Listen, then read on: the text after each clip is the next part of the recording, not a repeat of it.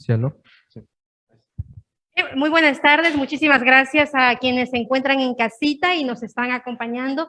Espero que hayan disfrutado de su almuerzo, gracias a quienes están acá. En esta jornada de la tarde nos acompaña el doctor Sebastián Benítez, él es un profesional con una vasta experiencia en el tema de mediación. Yo diría enamorado de la mediación, al igual que nosotros, que he venido trabajando desde hace muchos años atrás en esos temas de ayudar a que las personas puedan conocer de la mediación. Actualmente se desempeña en el Consejo de la Judicatura como director nacional de los centros de mediación. Es una persona que cuenta con mucha experiencia, así que aprovechen de los conocimientos que nos puede impartir. Es un grato honor, doctor, tenerle acá con nosotros en esta tarde. Muchas gracias por haber sacrificado su tiempo y estar acá con nosotros. Sabemos el sacrificio que significa venir desde Quito hasta acá Santo Domingo. Sin embargo, sienta que acá es su casa, sienta que esta tierra siempre lo quiere y estamos aquí para aprender de usted. Muchísimas gracias. Muchas gracias, Doc. No sé si se me escucha bien. Muchas gracias, doctora. Gracias del Centro de Mediación Pacto de Paz por la confianza de haber pensado en mi persona para poder brindarles un poco de mi conocimiento y experiencia y sobre todo para poderles empoderar en lo que es la mediación, ¿no? Yo soy una persona que tiene alrededor de 12 años de experiencia en el tema de mediación, a pesar de que no me creo tan joven ni tan viejo, pero he tenido la posibilidad y la oportunidad de poder trabajar en varios ámbitos dentro del sistema de mediación, dentro del ámbito de todo la operación de los centros de mediación y también desde el ámbito interno de cómo se tiene que manejar y desarrollar un centro de mediación. Como tal, con oficinas, con despliegues, con mediadores. Ahorita estoy a cargo de 142 mediadores a nivel nacional, con los que trabajamos en las 24 provincias del país. Y bueno, el día de hoy vengo yo a compartir con ustedes el conocimiento, la experiencia y darles lo más importante que tienen que saber en cuanto al perfil de cómo es un mediador. Es bastante importante y trascendental que ustedes sepan cuál es el desarrollo o cómo tiene que manejarse un mediador dentro de la sala de audiencias. Pero importante también manifestar que el mediador no es únicamente el mediador durante las horas que se encuentra atendiendo una audiencia en una sala de mediación, sino que hay un antes, un durante y un después. Entonces, de eso siempre hay que trabajarlo y hay que manejarlo y vamos el día de hoy a irlo desarrollando para que ustedes tengan súper claro el tema. Bienvenidos a los compañeros que nos están escuchando por vía virtual también. Para mí es un reto ese tema de manejarnos en la modalidad mixta, pero sin embargo de aquello voy a dar todo de mí, voy a dar mi mejor esfuerzo como un mediador en una audiencia, ahora dándoles la clase para que ustedes puedan aprender de la mejor manera. Esa es mi idea, ¿no? Para mí el conocimiento mejor aplicado es el conocimiento que se puede compartir. Si yo tengo un conocimiento y no lo comparto, no me sirve de nada. Listo, chicos, empezamos. Porfa, Yandri, me das compartiendo la diapositiva. El día de hoy voy a trabajar sobre el perfil del mediador. Vamos a identificar qué es el mediador. Puedo verles a los compañeros, necesito también que interactúen, no es una ponencia magistral para que yo solo dé clases, sino aquí vamos a hacer un feedback para empezar a trabajar con todos, ¿ya? A ver, Dionisio, ¿qué crees tú que es un mediador? A breve rasgos y con el conocimiento que estás teniendo hasta ahora en el curso, ¿qué crees que es un mediador? Buenas tardes, Dionisio. Buenas tardes, mi doctor. Buenas tardes, compañero. Sí, efectivamente, el mediador es un juez de paz que por la cual brinda y da soluciones en este caso, a personas pues, quienes más lo necesiten de un mediador. Perfecto, es una persona que ayuda a brindar soluciones, no es un juez de paz. Vamos a identificar la diferencia entre un mediador y un juez de paz también para que ustedes puedan estar más claros en el tema. Cecilia, para ti, ¿qué es un mediador? Buenas tardes.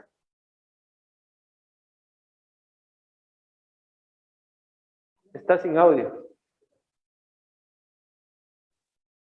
Ok, buenas tardes. Bueno, para mí es un defensor que media dos partes que pueden tener un conflicto pero que no se puede, no se necesariamente ir a la parte judicial. Es alguien neutral. Perfecto, muchas gracias. Compañero, su nombre, buenas tardes. Perdón, su nombre. No sé si esto ya está prendido, ¿cómo? Ya está. ¿Cuál es su nombre? Muy buenas tardes. Víctor Hugo, ¿qué es para ti un mediador? Yo creo que un mediador es la persona que tiene, en primer lugar, la convicción, el uso de palabras para dirigir a las dos partes o a los que se encuentran en un conflicto y solucionar pronto, hábilmente y solucionar una sociedad entera. Perfecto, muchas gracias. Básicamente lo que cada uno de ustedes, compañeros, han podido aportar, radica o configura el término de lo que es un mediador.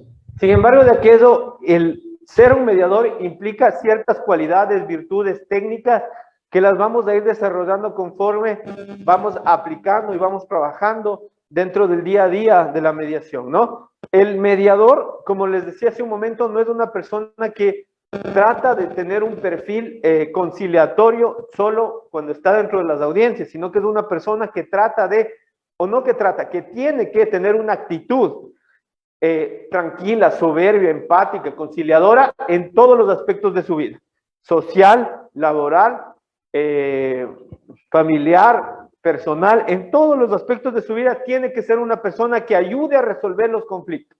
Ese es un verdadero mediador.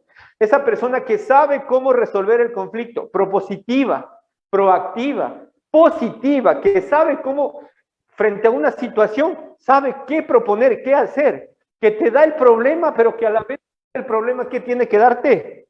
La solución al problema. Una persona negativa no puede ser un mediador, ¿no es cierto?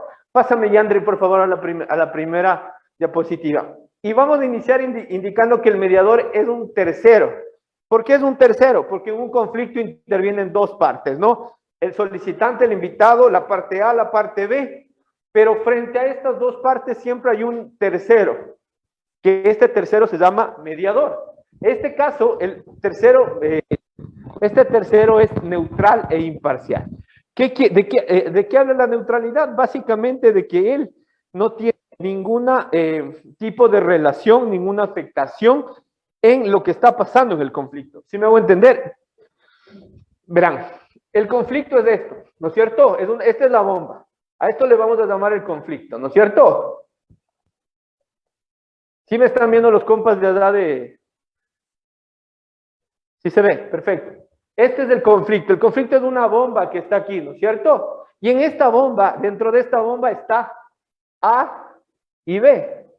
¿Y estos dos quiénes son? A y B. Son las partes que están inmersas en un conflicto, ¿no es cierto? Pero aquí hay un C.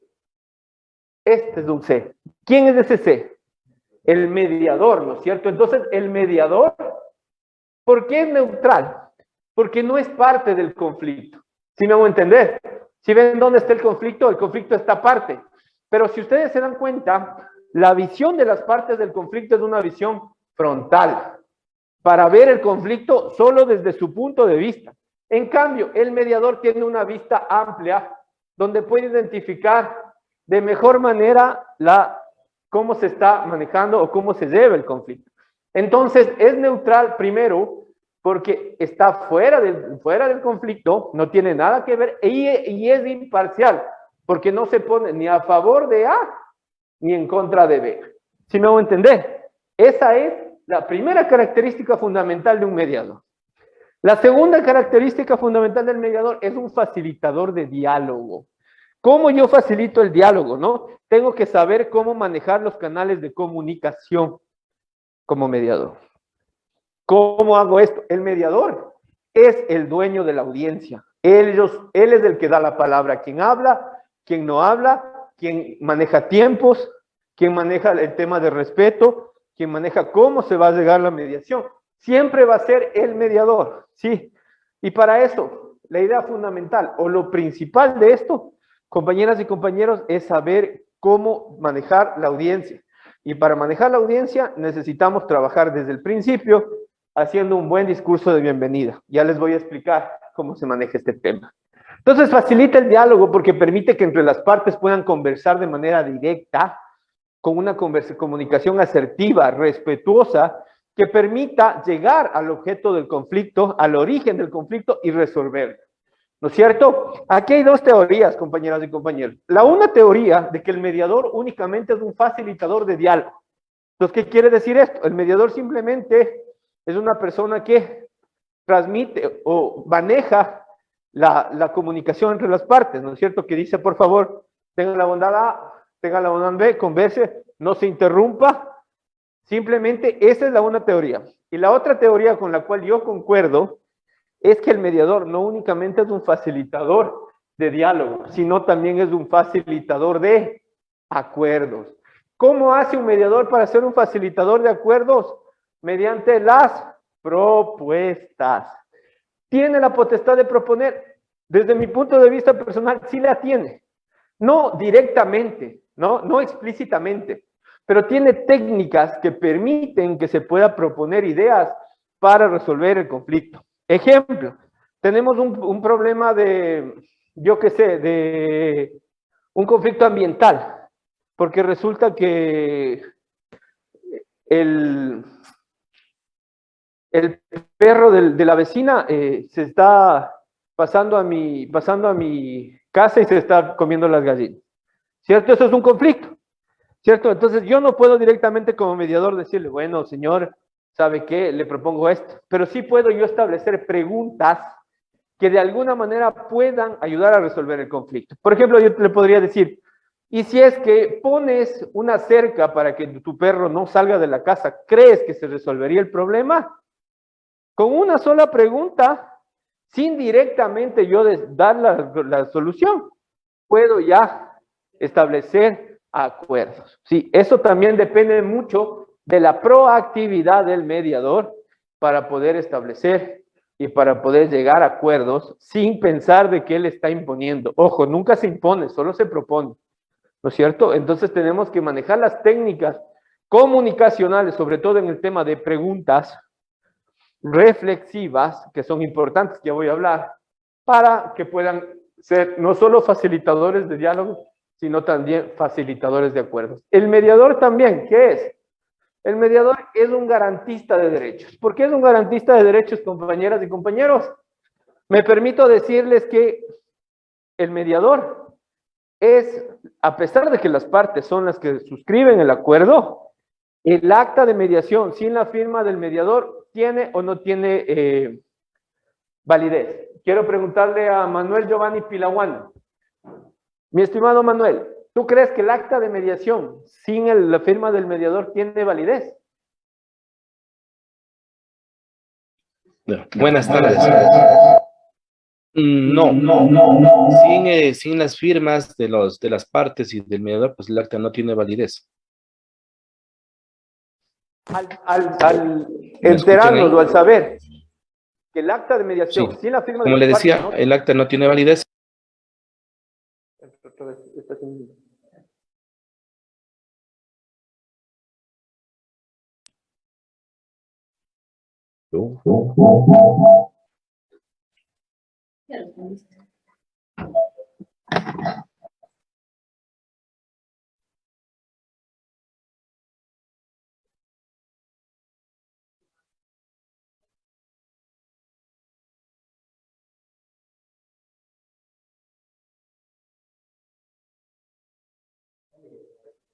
Por favor, reactiva el micrófono.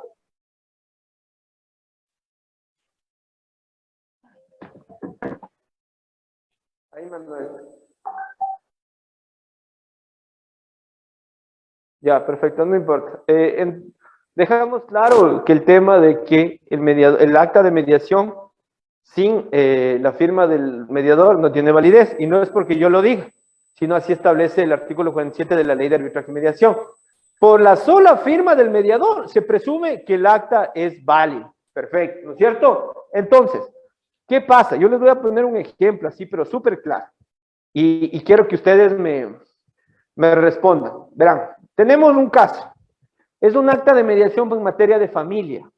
Y resulta de que este señor gana $2,000 de sueldo y le quiere dar al hijo, sin tener más hijos dependientes y sin tener ningún tipo de carga adicional, quiere darle una pensión alimenticia de $250.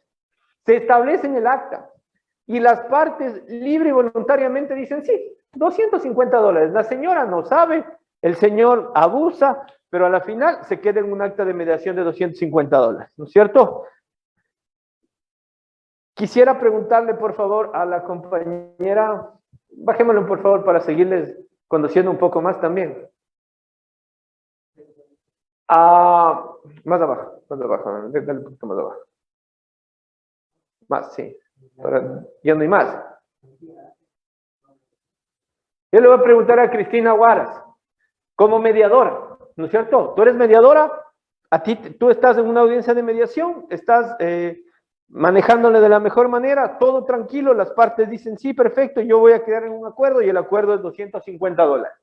Revisas el rol de pagos, él gana $2,500. Y adicionalmente ves que él no tiene ninguna otra carga. ¿Suscribes o no suscribes el acta, Cristina?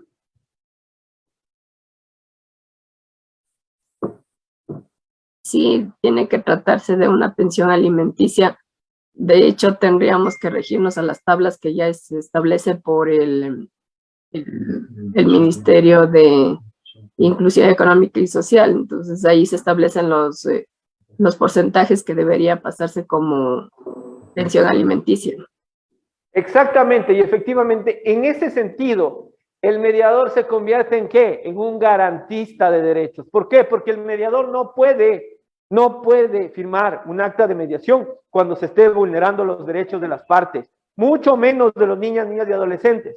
Sí, estamos claros. Entonces el mediador también tiene como obligación identificar si es que dentro de un acta de mediación se está vulnerando los derechos.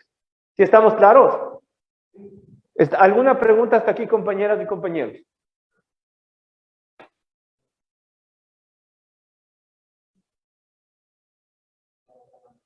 ¿No hay nadie levantando la mano? Por favor, Natalia. Adelante. ¿Me escucha? Sí, se le escucha, Natalia. Adelante. Ya. Buenas tardes, profe. Quería consultar algo. Me parece a mí que no es una vulneración de derecho. ¿Por qué? Porque vulnerar es que a usted no le den. Sin embargo, con el acta de mediación, usted le está otorgando, o sea, ellos están acordando algo. Si bien lo acabaron de decir, como mediadores no podemos influir y decir que no o no hacerlo, o por ejemplo, usted no firmar el acta, para mí sí se está influyendo en la voluntad de las dos personas. Porque ¿Ya? recordemos, nosotros somos mediadores, no somos jueces. A ver, yo me voy a permitir darte mi criterio, ¿no? Te voy a dar mi criterio. Hay un principio fundamental en la mediación que se llama el principio de la autonomía de la voluntad de las partes. Es un principio fundamental. Es decir, yo tengo que basarme para resolver mi conflicto únicamente en la autonomía de la voluntad de las partes. Pero la autonomía de la voluntad de las partes se ve limitada por tres aspectos fundamentales. Primer aspecto fundamental, cuando va en contra del interés social. Si va en contra del interés social, yo no puedo de ninguna manera prevalecer por sobre mi voluntad. La segunda cosa, yo no puedo vulnerar derechos de terceros y que sean grupos de atención prioritaria. Importantísimo, compañeras y compañeros. Sí. Entonces, interés social, cero vulneración de derechos y también cuando estemos de alguna manera otorgando, negando o transigiendo derechos de los cuales no somos, no estamos inherentes, es decir, no somos poseedores de los derechos. ¿Sí me hago entender? Esos son los tres elementos en los cuales no aplica la autonomía de la voluntad de las partes.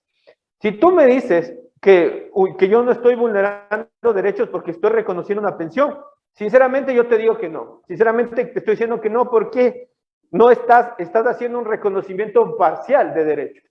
Y en el momento que me dices que hay un reconocimiento parcial, estás vulnerando una parte de los derechos. Tú como mediador Y aquí hay diversas escuelas. Hay escuelas que te dicen, sí, el mediador tiene que, así sea un acta de mediación que vulnere los derechos, que esté atentando contra los derechos de los niños, de los trabajadores, de las personas adultas mayores, yo firmo, porque mi labor como mediador simplemente es que las partes de acuerdo. Esa es una teoría, pero la teoría mía, muy personal mía, y la que yo siempre trabajo con mis mediadores, es que uno como mediador tiene la obligación de precautelar los derechos y los intereses de las personas, y más aún los derechos e intereses de los niños, niñas y adolescentes. Sí, eso es importantísimo, compañeras y compañeros. Hay otra cosa fundamental. Ustedes saben que las actas de mediación, no sé si ya trabajaron en este tema, tienen el carácter de sentencia ejecutorial y cosa juzgada de última instancia. Sí, pero, ya vamos a analizar este tema. Las actas de mediación en materia de familia son sujetas de revisión por los jueces. ¿Qué va a pasar en el momento de que un juez identifique que hay vulneración de derechos en un acta de mediación de un mediador? ¿Qué creen que va a pasar? Primero, declara nulo. Obviamente, esa acta de mediación es nula. Segundo, puede recaer en problemas o conflictos legales que inclusive podrían acarrear la pérdida del registro del centro de mediación y del mediador por no actuar conforme a la norma. Entonces, sí es bien delicado y hay que saber cómo manejar y saber definir, como les decía hace un momento, hasta qué punto prevalece el tema de la autonomía de la voluntad de las partes. Estamos de acuerdo que la autonomía de la voluntad de las partes permite suscribir un acuerdo, pero tiene los límites, y esas limitaciones tenemos que estar súper claras. Finalmente, compañeros y compañeras, el mediador tiene que predicar con el ejemplo. Sí, como les decía hace un momento, el mediador tiene que tener una forma de actuar, de proceder intachable, ¿no es cierto? Tiene que saber cómo manejar a las personas, saber cómo tratar a las personas, tiene que tener esa conexión, esa empatía con las personas, saber que las partes tienen que identificarse en él para poder resolver un conflicto. Cuando las partes llegan a un conflicto, están emocionalmente alteradas, ¿no es cierto? Entonces, como están emocionalmente alteradas, buscan ayuda, buscan una persona que les pueda resolver el conflicto. Y según la psicología, no soy psicólogo, pero he estudiado un montón este tema, cuando una persona tiene un conflicto, lo primero que busca es que alguien le escuche. Eso es importantísimo. Sí, el mediador tiene que saber y aprender a qué, a escuchar. Sí, no interrumpirle mientras esta persona está.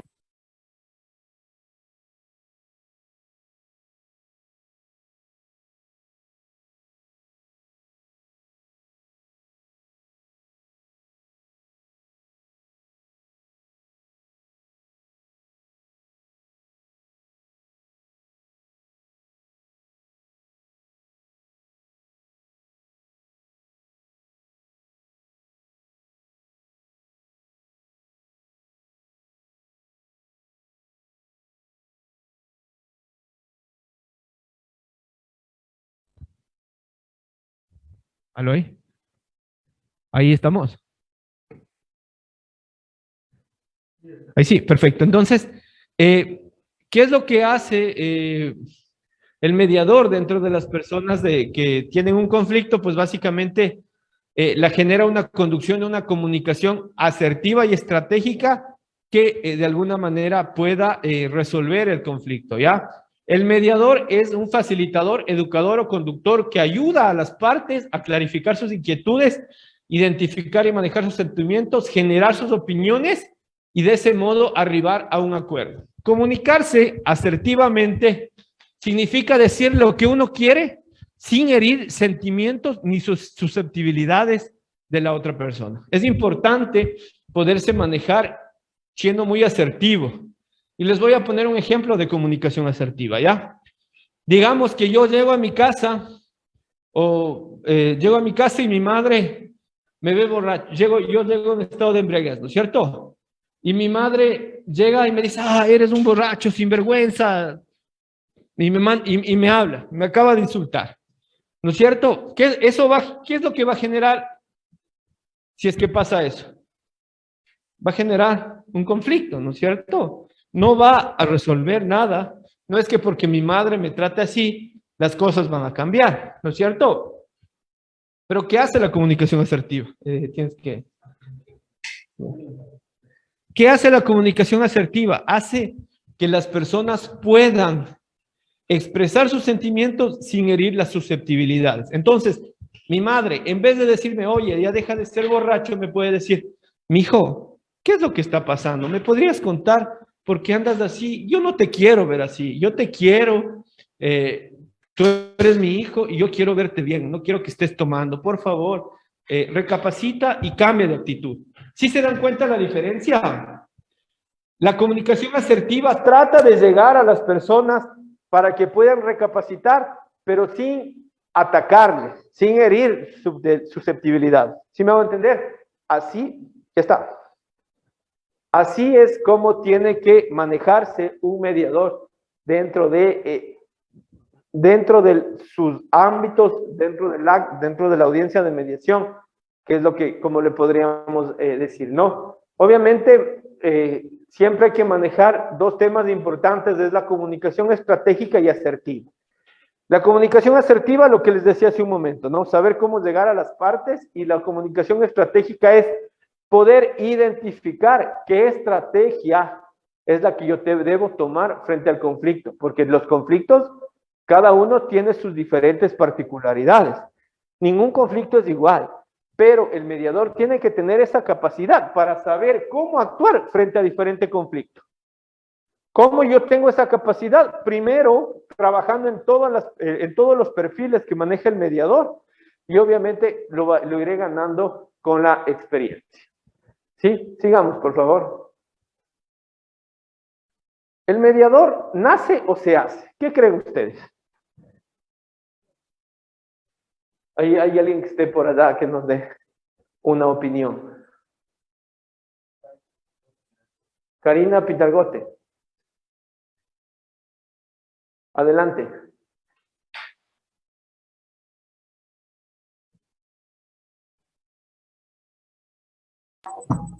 Buenas tardes. Buenas tardes, Karina. Adelante. ¿Qué tal? Verá, mi estimado, yo tenía una pregunta al tema anterior, así rápido, ¿no? Sí me escuchan, ¿verdad? Se le escucha. Adelante, Karina. Era justamente sobre el tipo de pensiones.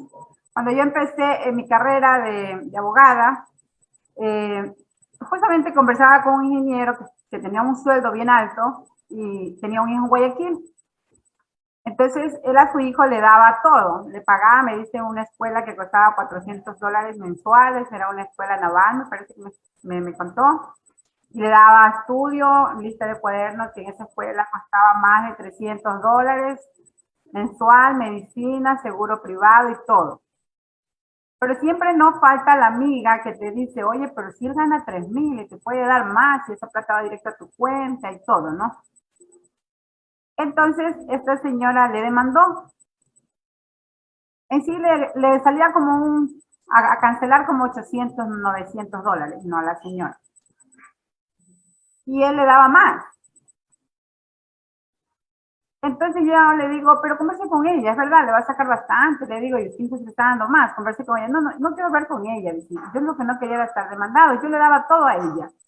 Por ejemplo, entonces dice, si usted me ayuda y va a responderme esa demanda en Guayaquil, dice, denle lo que ella quiera. Dice, no quiero saber nada de ella. Ya se enojó totalmente porque lo único que no quería él era estar demandado.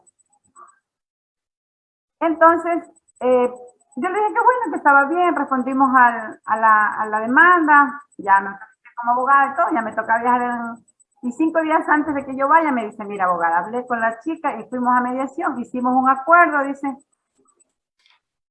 y vamos a cancelarle 400 mensuales más todo lo que le estaba dando porque ella quiere que el niño tenga, era varoncito, sí, el niño quiere que tenga $400 en su cuenta guardado, por si algún día, por alguna razón, yo me caso, me olvido o le bajo todo lo que le estoy dando. Pero hicieron un acuerdo en una mediación y él me trajo la mediación. Entonces, yo digo, ahí se estaba vulnerando los derechos del niño porque no le estaban dando lo que la ley corresponde, ¿verdad? A ver, mi estimada Karina, aquí viene algo fundamental y un principio de la mediación, que es el principio de la flexibilidad. Es decir, en mediación sí se podría tomar en cuenta, por ejemplo, digamos que la pensión alimenticia es de 1.200, ¿ya? Ya no jale este. Ya no audio. No, ¿sí me escuchan? Ah, marcador, sí. Digamos que la pensión alimenticia es de $1.200, ¿no es cierto? Pero el señor dice, ¿saben qué? Yo me voy a hacer cargo de la pensión de la escuela, que es 400, del seguro médico, que es 100, y yo qué sé, de cualquier otra cosa que son $100 más. Entonces, él se está haciendo cargo de $600, ¿no es cierto? Entonces, de los 800 solo sobraría 200. En el acta de mediación yo puedo poner, ¿no es cierto? El padre del alimentante, el alimentante, se compromete libre y voluntariamente a cancelar mensualmente los costos de la escuela del alimentado niño tal. Y adicionalmente va por el valor de tanto durante tantos meses. Adicionalmente cancelará los costos de seguros de salud, etcétera. Entonces, sí se puede establecer dentro del acta de mediación estas consideraciones. Entonces, es la flexibilidad. Pero lo que tú dices, Karina, es diferente. O sea, no es que hay una vulneración de derechos, sino más bien el padre está dando más de lo que debía dar. Y ahí en ese caso hay un reconocimiento de parte de las dos partes, de parte de la madre y del padre, para poder trabajar y hacer este tipo de acuerdos. Pero este tipo de acuerdos única y exclusivamente los puede llevar por el tema de la mediación, por el principio de la flexibilidad. Porque el juez lo que te va a decir es, usted pague y a mí no me importa. Usted verá cómo se organiza. Si usted tiene que pagar cosas de su hijo, hasta que pueda justificar y imputar a la pensión alimenticia, es complicado. Sin embargo, en mediación, inclusive se puede trabajar en esos temas. Inclusive, hay una sentencia de la Corte Constitucional, compañeros, no me acuerdo bien el número de sentencia, que establece, por ejemplo, que se puede imputar a pensiones alimenticias valores de arrendamientos o pagos de casa donde vive el alimentado. Entonces, claro, ese tipo de cosas sí se las puede manejar en mediación, ¿sí? Entonces, sí habría que identificar la flexibilidad que yo tengo para poder otorgar cierto tipo de pagos diferenciados con el tema de vulnerar derechos. No hay una diferencia bastante amplia en ese sentido. Ya, verá, mi estimado. La cosa aquí era lo siguiente, que le daba sin más, pero dentro de la mediación no decía nada de eso. Solamente, ya le digo, yo nunca supe de la mediación, porque él se fue a Guayaquil a conversar con ella y después me dice, voy a intentar hablar con ella. Hablaron y directamente hicieron una mediación que solo le van a pagar los $400. Pero igual, yo ya estaba autorizada y me fui a la audiencia con mi acuerdo que me trajo el señor, con el acta de mediación. Cuando nosotros llegamos allá, cuando yo llegué allá, porque él me dio un poder, él no quería ir, él me dio un poder, una procuración para que yo lo represente, llegué con mi acuerdo y todo. En cambio, la jueza se molestó mucho, pero no, si usted dice que la jueza si vio que solo eran los 400, cuando en realidad no debía darle solo 400, ella pudo haber dicho que no aceptaba ese acta de mediación o no. Claro que pudo haber dicho. El problema es que cada juez tiene un pensamiento diferente. Ese es un problema. Nosotros hemos tenido talleres con jueces y hay jueces que son muy a rajatabla y te dicen, la pensión alimenticia, si el señor gana $2,000, según la tabla es $1,000. Usted tiene que pagar los $1,000 en efectivo y tiene que pagarlo a través del Sistema Único de Pensiones Alimenticias SUPA. No hay otra, para eso no hay otra cuestión. Para otros jueces, si te dicen, vea, si es que usted paga 600 y los otros 400 usted justifica, puede imputarse al valor en el SUPA y no hay ningún inconveniente.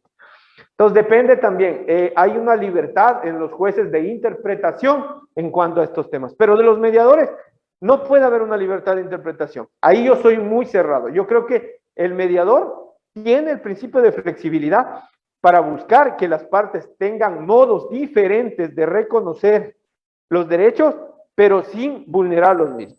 ¿Sí? Sí me hago entender, ¿no es cierto? Sí, esa parte de mi parte está entendido, mi estimado, pero ya bueno, como le digo, esa jueza lo único que le dijo a la señora, dice, usted me hizo perder el tiempo y al Estado le hizo perder dinero, dice. Porque si teníamos una audiencia que usted iba a ganar más, su hijo también, usted me trae esto, le dijo así, y me hace gastar en copias, en papeles, le dijo a la señora, y no sé qué abogado usted tiene que le permitió hacer eso, pues entonces la audiencia ha dado por terminada, su señora le va a cancelar 400 a su hijo, y el resto, pues señora, que quede en usted, y luego no quisiera que se venga a quejar, o sea, la audiencia la acabó a ella prácticamente. Pero ella pudo haberlo dicho, pues no estar de acuerdo con eso. Pero bueno. Lamentablemente ese es un tema de falta de conocimiento, ¿no? Claro. Pero y del abogado y de la persona que le está asesorando.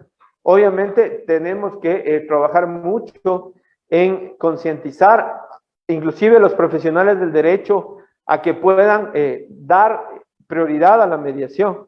Creo que es importante también este tema, porque ya les voy a comentar otros temas que son importantes, como por ejemplo, cuánto ahorra al Estado ecuatoriano y a las partes acudir a mediación versus la vía judicial ordinaria, que también es importantísimo, ¿no? Esa es otra clase que tengo con ustedes, pero les voy a adelantar algo, gran. Y se hizo un estudio en el año 2019 donde se estableció cuánto le cuesta al Estado ecuatoriano el llevar un conflicto a juicio. Y al Estado ecuatoriano le cuesta llevar un conflicto a juicio, o sea, todo el proceso judicial, $643. Ya, es lo que le cuesta al Estado ecuatoriano. Después se hizo un estudio para identificar cuánto le cuesta al Estado ecuatoriano llevar a un proceso en mediación. Y le costaba $170. Entonces, ahí había una diferencia como de 400 y algo de dólares. Esos $400 es lo que está el Estado ecuatoriano ahorrando por proceso en mediación. Si nosotros calculamos que anualmente se maneja alrededor de 70,000 procesos de mediación, ustedes pueden identificar cuánto está ahorrando el Estado ecuatoriano por llevar sus conflictos a mediación. Sí, lógicamente, no todo es transigible, no todos los conflictos pueden ir a mediación, pero hay una variedad muy amplia de temas que son transigibles y que se debería trabajar de esa manera. Pero vamos a desarrollar este tema con más tecnicismo en la próxima clase que creo que tenemos de manejo estratégico de la mediación. Sigamos con el perfil del mediador. ¿El mediador nace o se hace? Yo pienso que nace. Con el transcurso del tiempo uno creo que puede ir viendo cómo resolver problemas, porque uno nace buena gente, pero no sabemos en el camino, pero aquí yo pienso que el mediador se hace.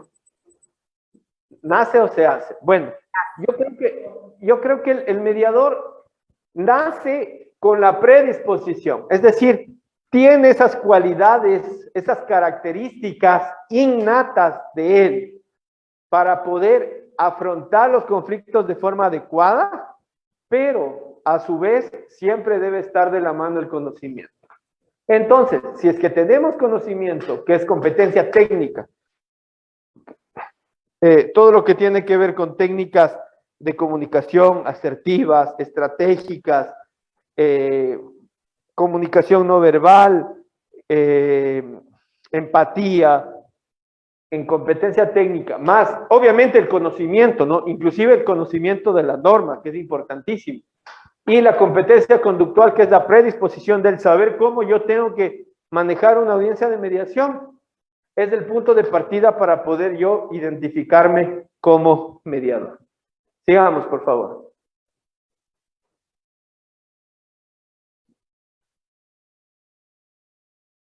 Dentro de las capacidades del mediador, es importante que el mediador tenga una visión y enfoques de la realidad.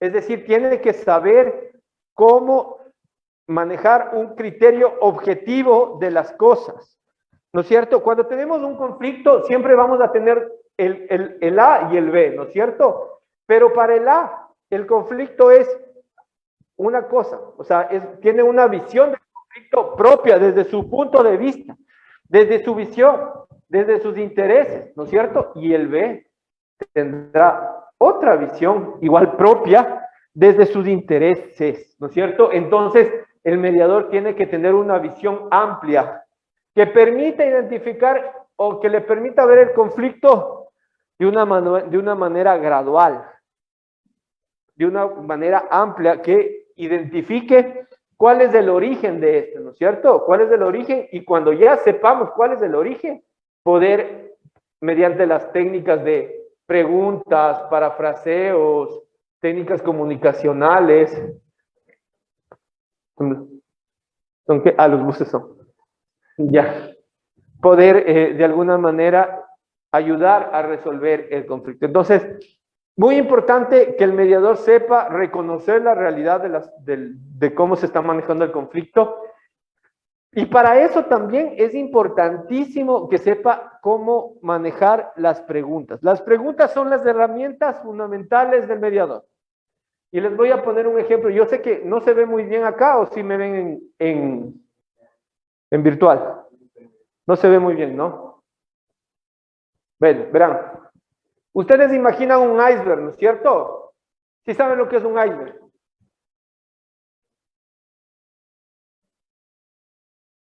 Ustedes, si han visto el iceberg, ¿cómo es? Kiara, ¿has visto tú un iceberg?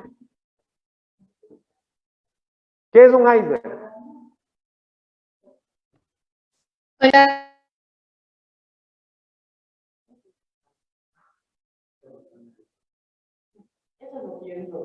¿Qué? Sí, es una montaña de hielo en el mar. Exactamente, ¿no es cierto? Ese es un iceberg. Hola, ahora sí me escuchan. Sí, se le escucha, Kiara. Ya, sí, no lo he visto frente a frente, pero sí por fotografía. Es una montaña de hielo que solo se ve más o menos el 20%, lo puede ver uno desde la superficie, el 80% del tamaño está cubierto por agua. Sí, listo. Entonces, ustedes pueden imaginar un iceberg, ¿no es cierto? Todos podemos imaginar un iceberg. Aquí, las copas están viendo, pero allá sí pueden imaginar un iceberg, ¿no es cierto? El iceberg es lo más parecido a una persona en un conflicto. ¿Por qué? Porque nosotros solo vemos ese 20% que tú decías, Kiara. Ese 20% que se ve a simple vista, que nosotros identificamos, es la posición de las personas, la posición. Es decir, yo vengo enfadado, yo vengo enojado, yo vengo grosero, yo ataco a la otra persona. Es una posición que yo tengo. Pero detrás de esa posición están los intereses, la parte que no se ve del iceberg. Ese 80% son los intereses, las necesidades que tienen las personas. ¿Sí me hago entender? Y el mediador, ¿cuál es el objetivo del mediador?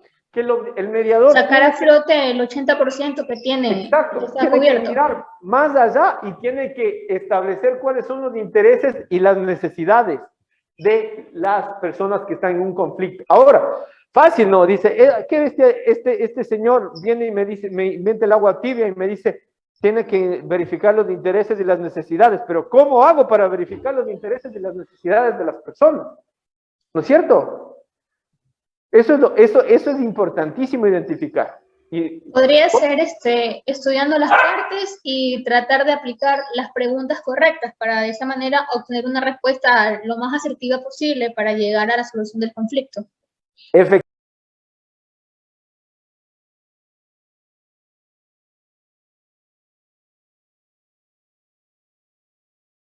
Efectivamente, ¿no es cierto?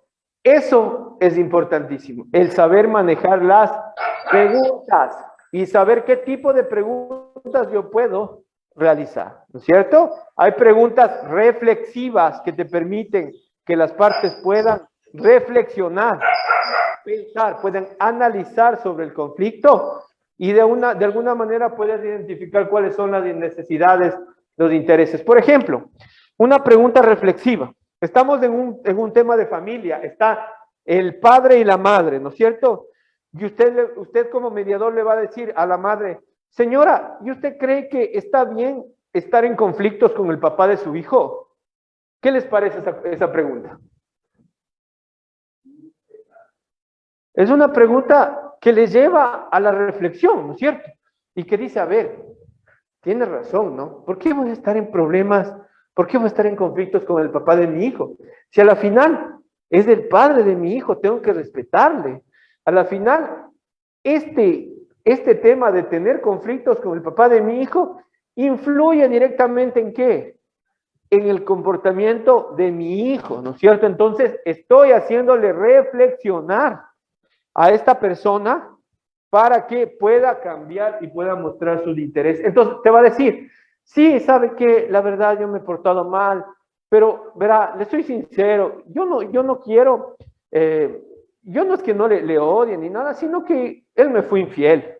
Entonces, como me fue infiel, sí me da ira, dice, por eso estoy aquí, ¿sí me entienden? Entonces, la posición es esa posición enojada, esa posición de que yo quiero que le reconozcas lo de mi hijo, pero debajo de eso hay otras cosas que el mediador tiene que saber cómo manejar, ¿no es cierto? ¿Cuáles son esos intereses, esas necesidades que llevan las partes dentro de un conflicto? ¿Sí?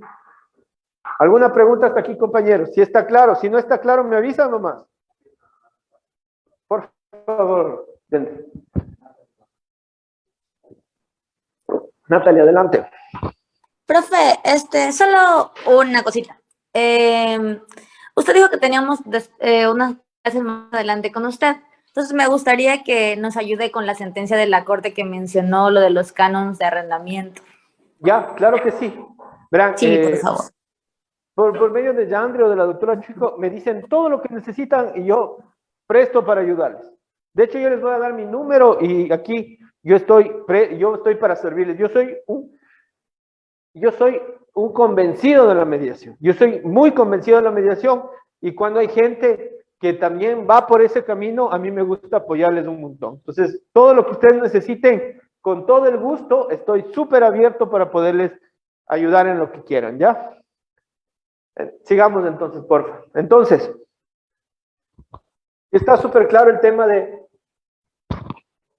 iceberg, ¿no es cierto? Claro que sí, sí, dígame.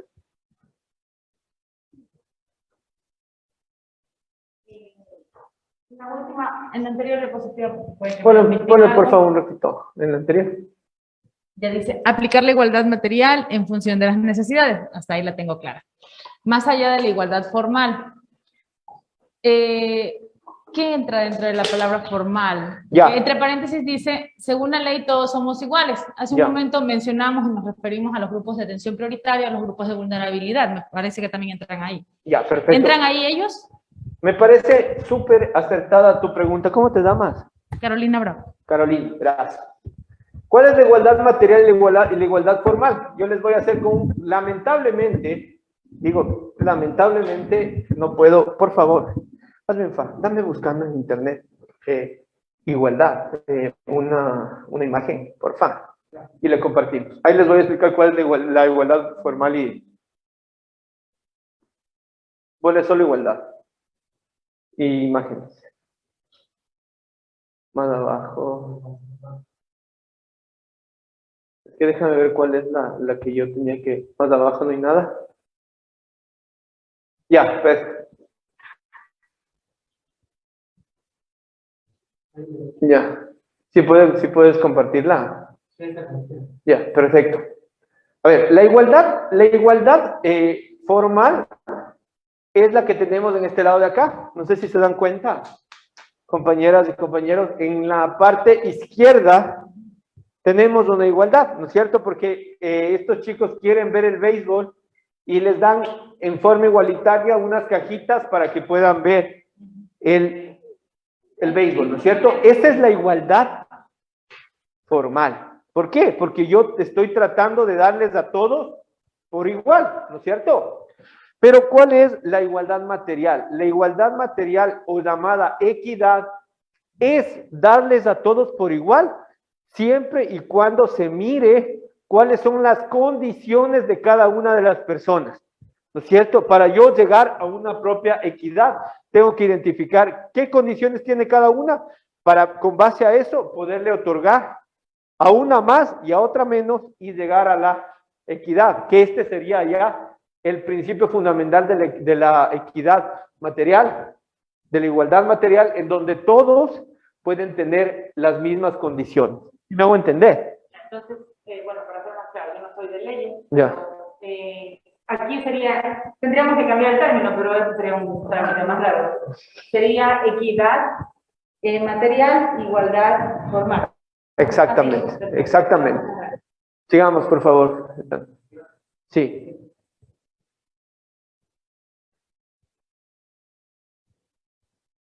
Sigamos. Partimos en el autoconocimiento del mediador, sabiendo quién soy, cómo me veo, cómo me ven las demás personas y en qué debería cambiar. Esto tenemos que trabajar nosotros, ¿no? Para poder manejar un buen perfil del mediador, tenemos que trabajar siempre en este punto de partida del autoconocimiento, en saber quién soy, cómo me veo, cómo me ven y en qué debería cambiar. Cámbiale, por favor. Hay paradigmas que siempre tenemos que tener en cuenta como mediadores. Por ejemplo, los paradigmas, construcciones, costumbres, expresiones culturales o manifestaciones, ¿no es cierto? Muchas veces nosotros ya venimos insertados del chip de ciertos micromachismos o ciertas, yo qué sé, frases o ciertas actitudes o comportamientos que de alguna manera pueden afectar el perfil que tiene que manejar un mediador dentro de una audiencia de mediación.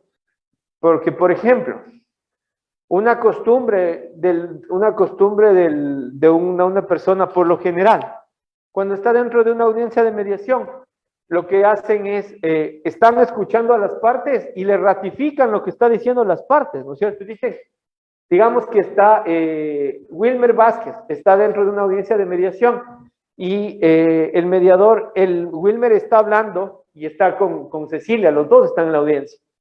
Y mientras Wilmer está hablando, el mediador le dice, sí, claro, tiene toda la razón, sí, en una forma afirmativa. Eso es algo que el mediador debe evitar. ¿Por qué tiene que evitar? Porque el mediador no puede afirmar ni dar la razón a los criterios que dan las partes. ¿Por qué? Porque pierde su imparcialidad. Tú puedes ser que como mediador estés de acuerdo en lo que habla esa persona, ¿no es cierto? Estés muy de acuerdo y digas, sí, tiene toda la razón. Pero como mediador, tú no puedes, no debes darle la razón, ni tampoco ratificar lo que está diciendo una persona, ni tampoco de alguna manera reclamar, sí, o imprepar a la otra persona y decirle, oye, ¿por qué haces esto? ¿Por qué hiciste esto? ¿Por qué le haces sufrir a él? ¿O por qué le haces sufrir a ella? Eso pasa fundamentalmente cuando son temas de familia y obviamente hay espíritu de cuerpo respecto al género. Entonces, por ejemplo, si es que una persona dice, ay, no, lo que pasa es que el papá de mi hijo me engañó. La mediadora, si es que es mujer, dice, ah, no, pues es que le has engañado, pues tú también, ¿cómo le vas a engañar? ¿Sí me hago entender? ¿No es cierto? Exactamente. Ahí nosotros estamos trabajando con expresiones culturales. Y también lo contrario, porque no es únicamente eso. Una persona, está un mediador y la señora le dice, vea, lo que pasa es que el señor me engañó, pero no es ni la primera ni la última que le van a engañar, ¿sí o no? Entonces, ese tipo de cosas tenemos que cambiar los patrones culturales. El mediador tiene que saber cómo actuar en una audiencia de mediación. Tiene que pensar bien para dar un paso, y ese paso puede ser una palabra mal dicha. ¿Qué pasa si una palabra mal dicha se le fue al mediador? Se le acabó la audiencia, se le acabó el acuerdo y hasta ahí llegó todo. Entonces, qué importante que es saber actuar dentro de una audiencia de mediación, saberme manejar dentro de una audiencia de mediación. Y eso te da la experiencia. Yo les digo, les cuento mi caso, ¿no? Yo cuando empecé en el tema de la mediación, empecé de chiripa, como se dice vulgarmente, ¿no? Nunca quise llegar a la mediación, pero ciertos temas hicieron que yo acuda a la mediación hace más o menos unos 12 años atrás. Estamos hablando del año 2008. Sí, en el año 2008 yo hacía mis prácticas en un centro de mediación muy grande en la ciudad de Quito. Todavía no era mediador, me estaba formando como mediador. Y un día ya me acabo de formar de mediador, todavía ni siquiera tenía la experiencia y los conocimientos, y me dicen, ¿saben qué? No hay mediadores, así que te toca botarte al ruedo. Entonces yo me boté al ruedo, obviamente, me boté al ruedo y empecé la audiencia, ¿no? Entonces empecé la audiencia y, por ejemplo, ellos tenían una buena, ¿qué sería? Una buena técnica para que tú puedas mejorar. ¿Cuál era esa técnica? Te grababa. Entonces, tú tenías la audiencia grabada, obviamente es confidencial, solo tenías para que puedas mejorar y podías identificar tú qué errores tengo, ¿no es cierto? ¿Qué errores podía trabajarlo para mejorar? Entonces, por ejemplo, yo tenía un problema. Cuando hablaba una de las partes, yo hacía así. Entonces, ¿qué establezco cuando yo estoy haciendo eso? Estoy acentuando, estoy afirmando lo que dice una de las partes. Entonces, ¿qué pasó? Se me cayó la audiencia. ¿Por qué? Porque la una parte pensó que yo estaba afirmando lo que ella decía y la otra parte, ¿qué pensó? Lo mismo, porque la una cuando está hablando no identifica al mediador porque está expresando las cosas, pero la otra parte sí. Entonces, las dos partes se dieron cuenta que yo estaba afirmando lo que cada uno decía y dijeron, no, ojo, este man está a favor del uno y dijo, este man está a favor del otro. Como los dos estaban a favor como los dos vieron que yo estaba a favor de cada uno o en contra de cada uno, pues lógicamente no se me pudo dar el acuerdo. Esto es importante, verán. El mediador, por más de que el acuerdo sea fácil o difícil, todo depende del mediador. Porque si el mediador no logra generar la confianza del caso, yo solo les voy a preguntar algo. Yo le voy a preguntar a ¿quién está debajo de Dionisio? No veo el nombre. A Patricia Fernanda Mora le voy a hacer una pregunta. Tienes un conflicto que está totalmente que se puede resolver. Es un conflicto fácil, pero hay un problema. Tú ves que el mediador no te está generando confianza. Pregunta del millón. ¿Resuelves o no resuelves el conflicto? Está desactivado el micrófono, Patricia.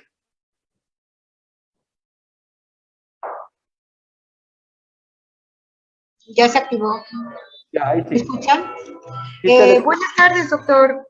Bueno, para mí, en lo personal, pienso que se pierde la confianza totalmente en el mediador, porque prácticamente no le da la terminología que necesita la persona en el respaldo de que se lleve una mediación adecuada. Ya, en este caso, si es que el mediador no se gana o no genera tu confianza, ¿tú llegas al acuerdo o no? No llegaría a un acuerdo. Perfecto, no llegas al acuerdo. Entonces, el mediador, la pregunta del millón aquí es, ¿cómo yo genero confianza con las partes? Primero, yo tengo que saber cómo actuar con las personas de manera adecuada. ¿Y cómo yo actúo de manera adecuada? Desde cómo yo le saludo, ¿no es cierto? Si yo le saludo a la una parte, le digo, hola, mucho gusto, Cristina, ¿cómo estás? Y al Dionisio le digo, ¿qué fue? ¿Cómo estás?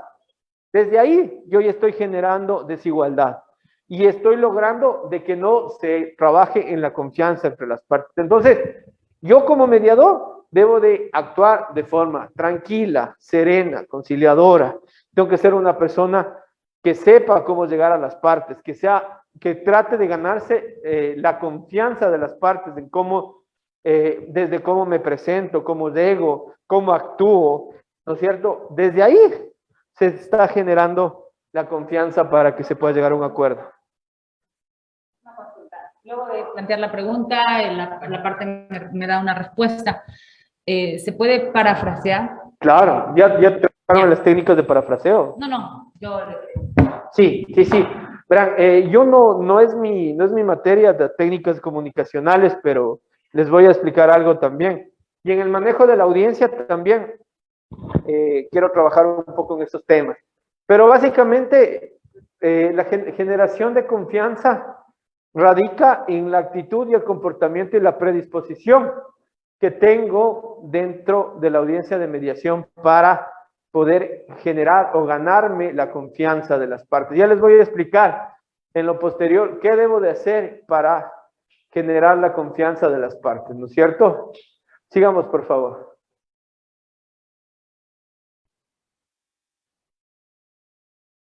Creo que te fuiste una de más, está bien. Ahí ya, perfecto.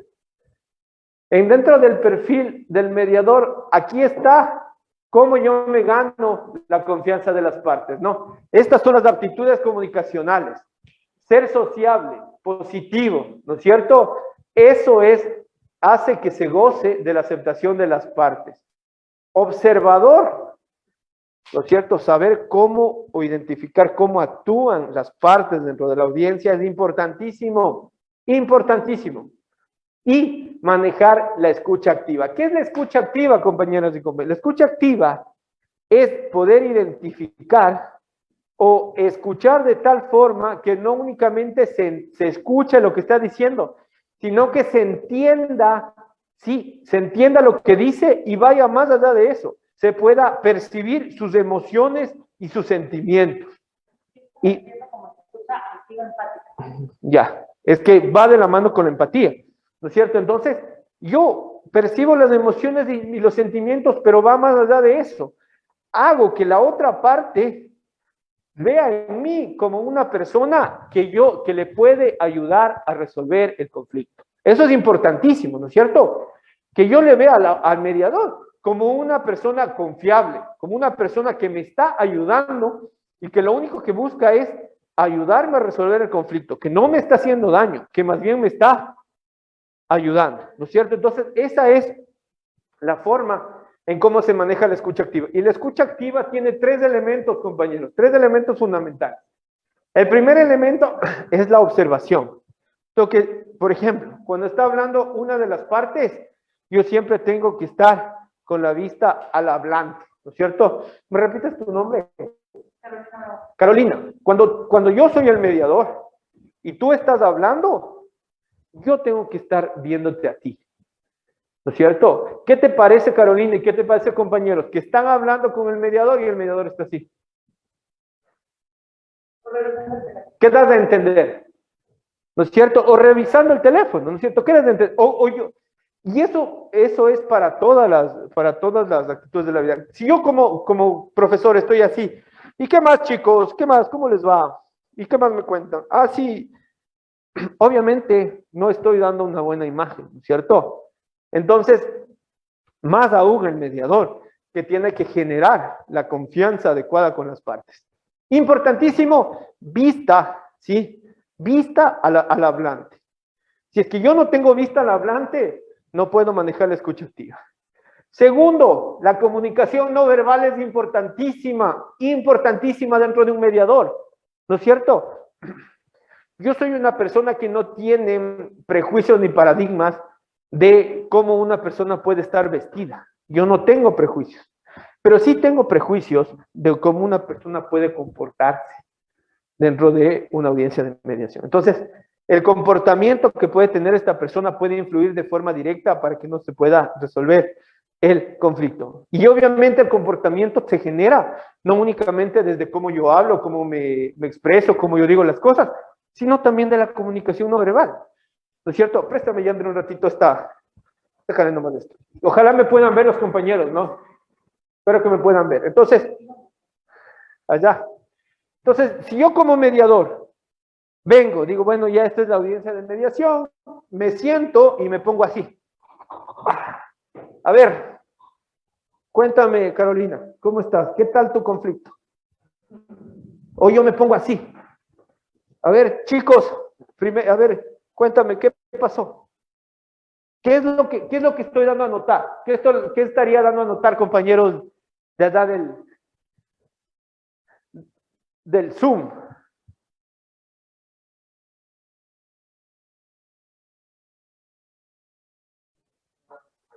Adelante.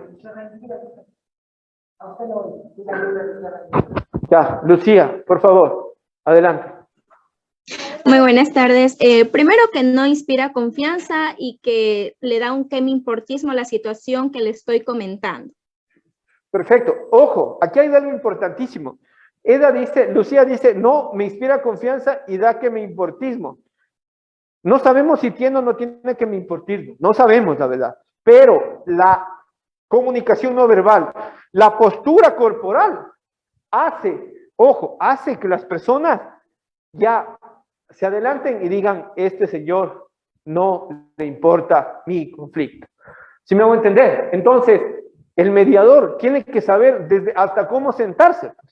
Obviamente se va a sentar bien, va a estar así, erguido, la espalda recta, y ahí sí puede de una manera trabajar de forma cómoda, manejando las manos tranquilamente, porque si se pone así, hecho el bravo, hecho el chévere, así, obviamente tampoco puede generar la confianza, ¿no? El otro tema que es súper importante y que obviamente, qué pena que no podamos estar todos acá, porque quisiera que ustedes puedan identificar, pero el mediador tiene que tener o tiene que manejar una equidistancia entre una parte y la otra parte. Es decir, tiene que estar siempre en el medio de las dos, sentada en el medio de las dos.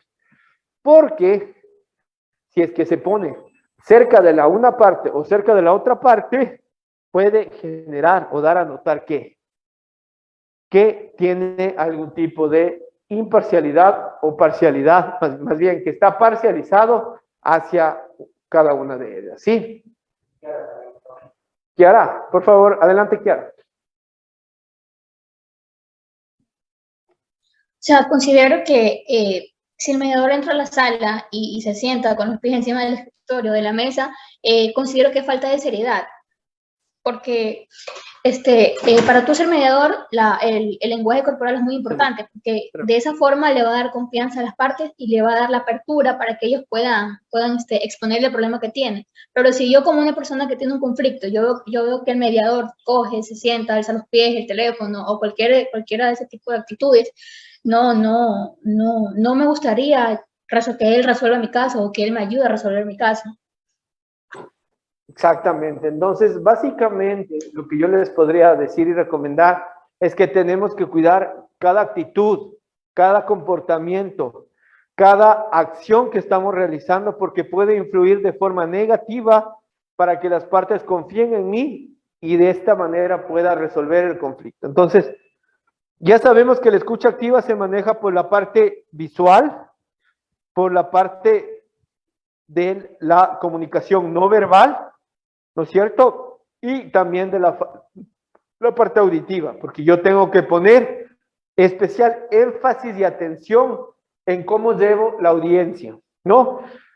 En la parte posterior les voy a explicar cómo se maneja la audiencia de mediación, es una técnica mía, sí, pero por ejemplo yo les voy a enseñar cómo se ha trabajado siempre las audiencias de mediación. Verán,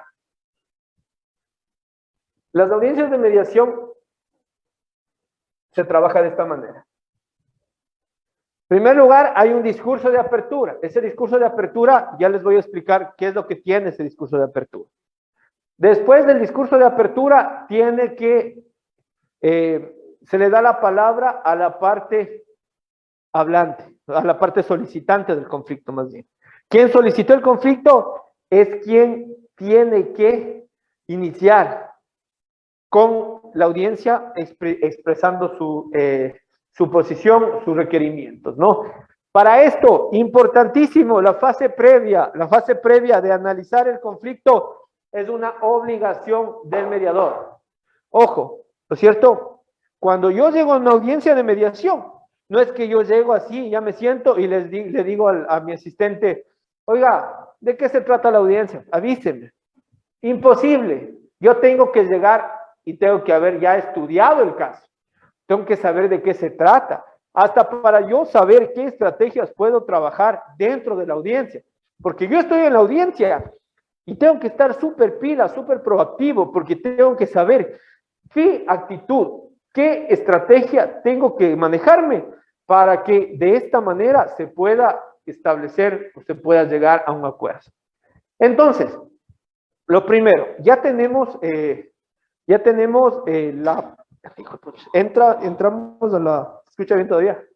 Sí, ya entramos a la audiencia de mediación, ya está ya hicimos el discurso de bienvenida y entra la una parte, está hablando la una parte, le damos la palabra y yo les doy esta recomendación. Si tenemos una libreta o lo que nosotros nos manejemos, vamos a hacer esto. Y otro sueño. Bueno, ese no. Ya, perfecto, ya. Entonces, vamos a hacer lo siguiente. No sé si están viendo, ¿verdad? ¿Se ve? No se ve mucho, ¿no? Qué pena, ya. Listo. Y Andrea, hazme un favor, puedes meterte en Word y hacer esto, sí. 2 líneas, así.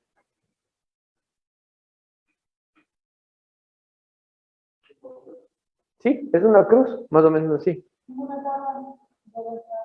Sí, doble línea nomás tienes que hacer. No, una tabla. No se puede modificar. Ya. Ya, ahí está bien. Ya. Ya, a ver. Entonces, ahí ponle parte solicitante.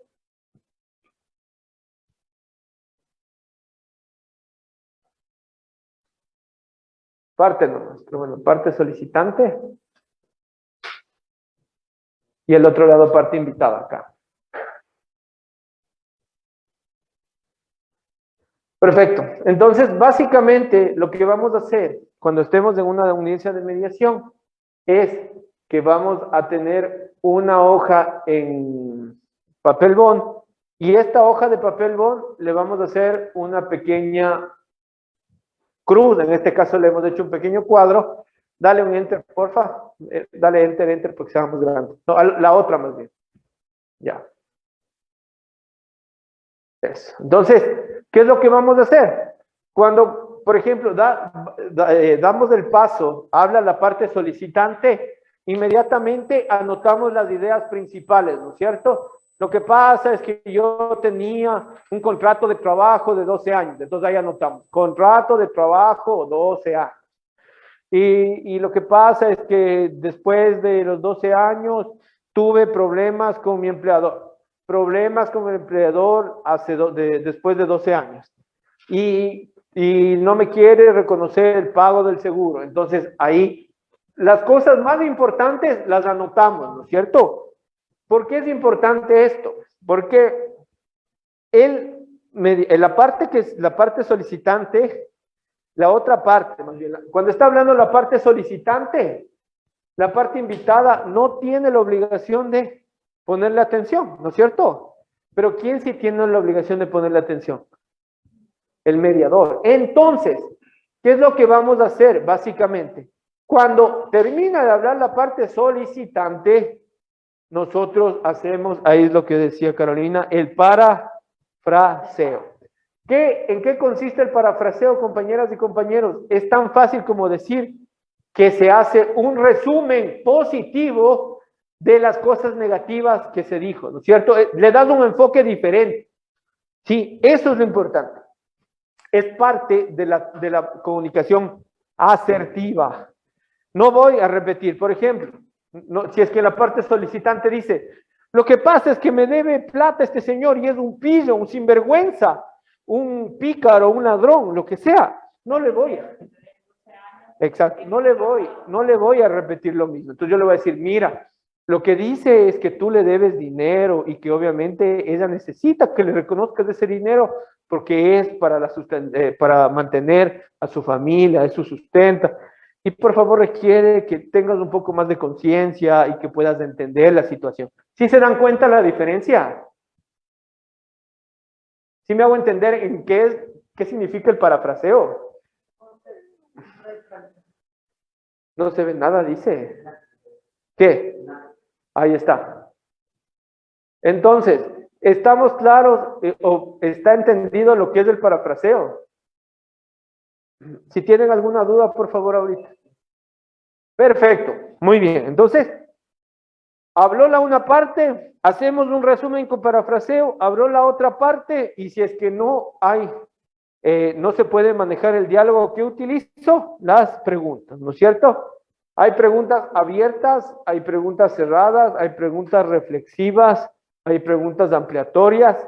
Ya vamos a hablar sobre eso, ¿ya? Pero sigamos, por favor. Sí, por favor. No, lo anterior, sigamos nomás en lo anterior. Entonces, estas son las actitudes comunicacionales del mediador.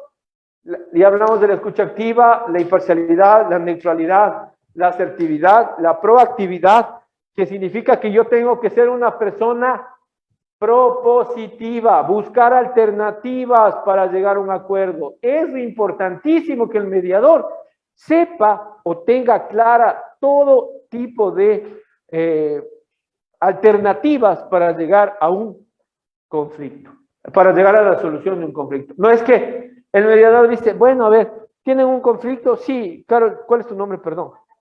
Magdalena. Magdalena le debe a Carolina $1000 y yo le digo, Magdalena, ¿le puedes pagar? Y dice, no, no tengo. Ah, bueno, entonces, no tiene para pagarle. Cerremos nomás del caso, no hay acuerdo. ¿Sí me hago entender?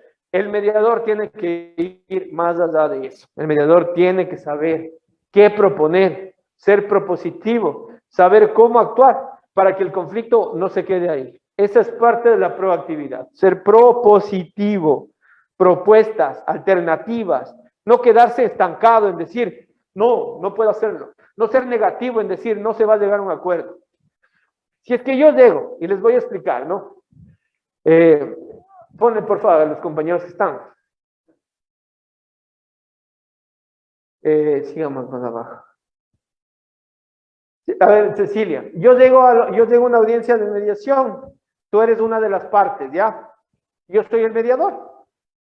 Y yo llego y les digo, chuta, está difícil el conflicto, qué complicado que está. Bueno, veamos qué se puede hacer, veamos qué se puede hacer. ¿Tú qué dirías en este sentido? ¿Qué pensarías de mí como mediador?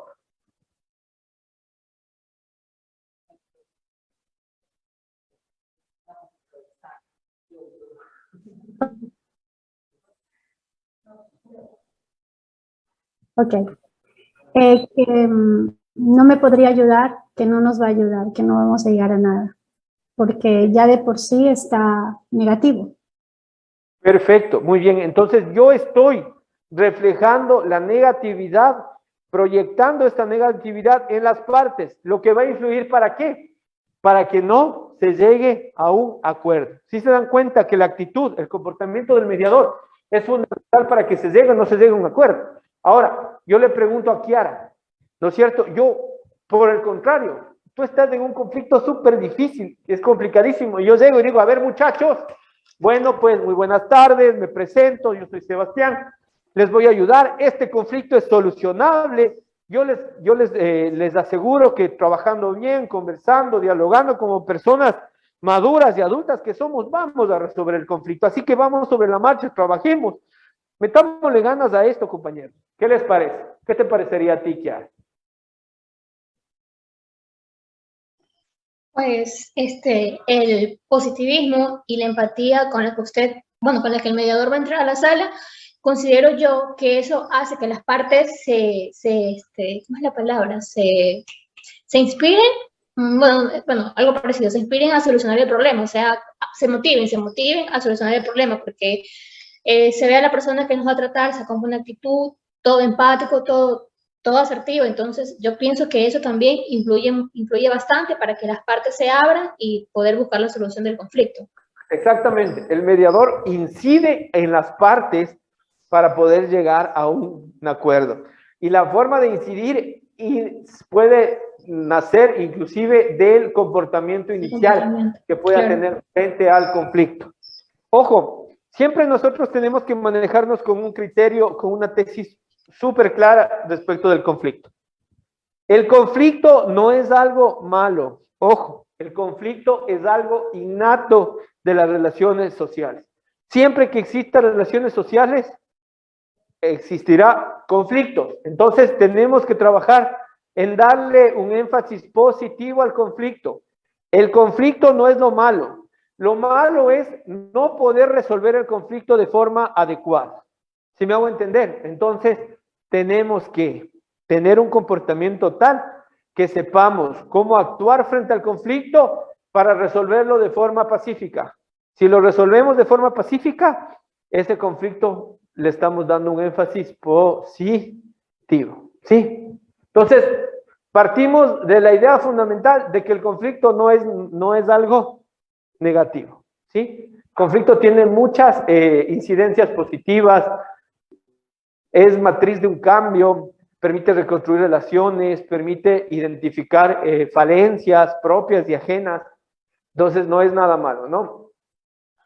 La empatía, que es algo importantísimo. ¿Qué es la empatía? Yo le pregunto a, sigamos más abajito para conocerles a todos. A Sofía Álvarez le pregunto, ¿qué es la empatía para ti?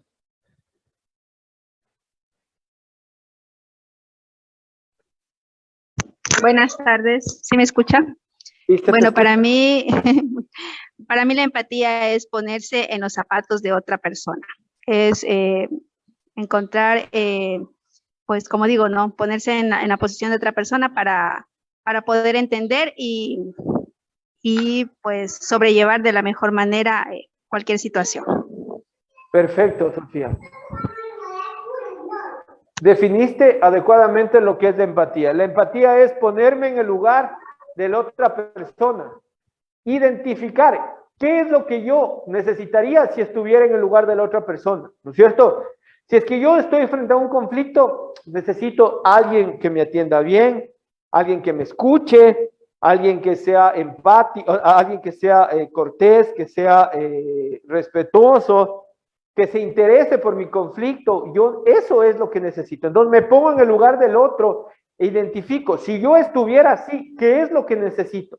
Básicamente, con este tema de saber si es que yo estuviera en los zapatos de la otra persona, ¿qué es lo que necesito? Con eso nace o radica la forma en la que debe actuar el mediador, ¿sí? En cuanto a la empatía. Y obviamente el mediador tiene que ser ético, ¿no es cierto? Tiene que ser correcto, tiene que actuar conforme a la ley, conforme a las normas, no puede actuar de forma maliciosa, de forma temeraria, no puede prestarse para hacer daño a las personas por medio de la mediación. Sí, yo la verdad, lo que más me da tirria, lo que más odio, es que se utilice a la mediación como un canal para vulnerar los derechos de las personas. Sí, la mediación tiene que ser un canal para reconocer derechos, para resolver conflictos, pero no para vulnerar los derechos ni para hacer daño a la gente. ¿Sí? Sigue, por favor. ¿No hay ninguna pregunta?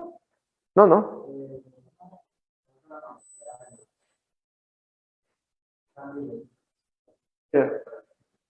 Adelante, Santiago Benítez. Sandy Benítez. Gracias. He acumulado unas 3 cosillas que se me han venido, que se me fueron quedando, y le quería yo preguntar cuál es su criterio. En la parte del parafraseo que nos solicita, o que se nos solicita que hagamos, ahí me queda la duda que al nosotros tener que tener una visualización directa con la persona y tomamos notas, porque si no, no sé si me estoy equivocando ahí, yo tomo notas, ciertos apuntes de lo que me van diciendo para yo luego hacer como un resumen muy cordial, pero voy a tomar notas y al momento de tomar notas estoy perdiendo un poco la visualización y la atención hacia la persona que está conversando conmigo. Ese era uno de los puntos, pequeño. El segundo es, en la parte de empatía, yo siempre suelo como que añadir que la empatía sí es esto de colocarse en los zapatos de la otra persona, pero siempre creo yo que tenemos que llevarnos nosotros como futuros mediadores de sacarse los zapatos, pero primero te sacas los tuyos y luego te colocas en los zapatos de la otra persona. Porque si tú no logras sacarte los tuyos primero, vas a tener todo este sistema de creencias y cosas que siempre llevamos nosotros, y puede ser como un tip que intento incluso hacerlo también yo en ciertos casos, en lo que es empatía. Y en el lenguaje, ahí también quería yo preguntarle, el lenguaje que se nos solicita o que se nos sugiere es un lenguaje cordial, empático. ¿Hasta qué punto puede esto rayarse en pasar ciertos límites? ¿Por qué le digo eso? Hace un momento usted le preguntó a alguna de las compañeras de la pantalla que qué le parecía lo que usted dijo, y usted utilizó dijo, su ejemplo era chuta algo. Entonces, claro, yo de una como que en mi sistema de creencias, tal vez esa forma de comunicarme en una supuesta audiencia no sería la correcta. O sí puede ser si es que nosotros con eso ganamos un ambiente un poco más relajado, más informal. Esas son las tres cosas que quería yo escuchar su criterio. Listo, Sandy. Perfecto. A ver, no les anoté las tres, pero vamos a irlos trabajando una por una. La primera, si es que tú estás en una audiencia de mediación, obviamente tienes que manejar la comunicación visual con las partes. Es complicado, pero sí puedes, mientras vas hablando con esta persona, también puedes ir anotando los puntos importantes. ¿Por qué? ¿Por qué te digo esto? Porque sí es necesario identificar o anotar las partes fundamentales de lo que se está hablando en una audiencia de mediación. A veces las partes hablan tanto que no se puede identificar cuál es la parte fundamental de lo que están hablando las personas. Entonces, sí es necesario anotar las ideas principales. Anotar las ideas principales no quiere decir que tú vas a estar solo, anota y anota y anota y anota y anota y no le vas a tomar atención ni vas a tener un contacto visual directo.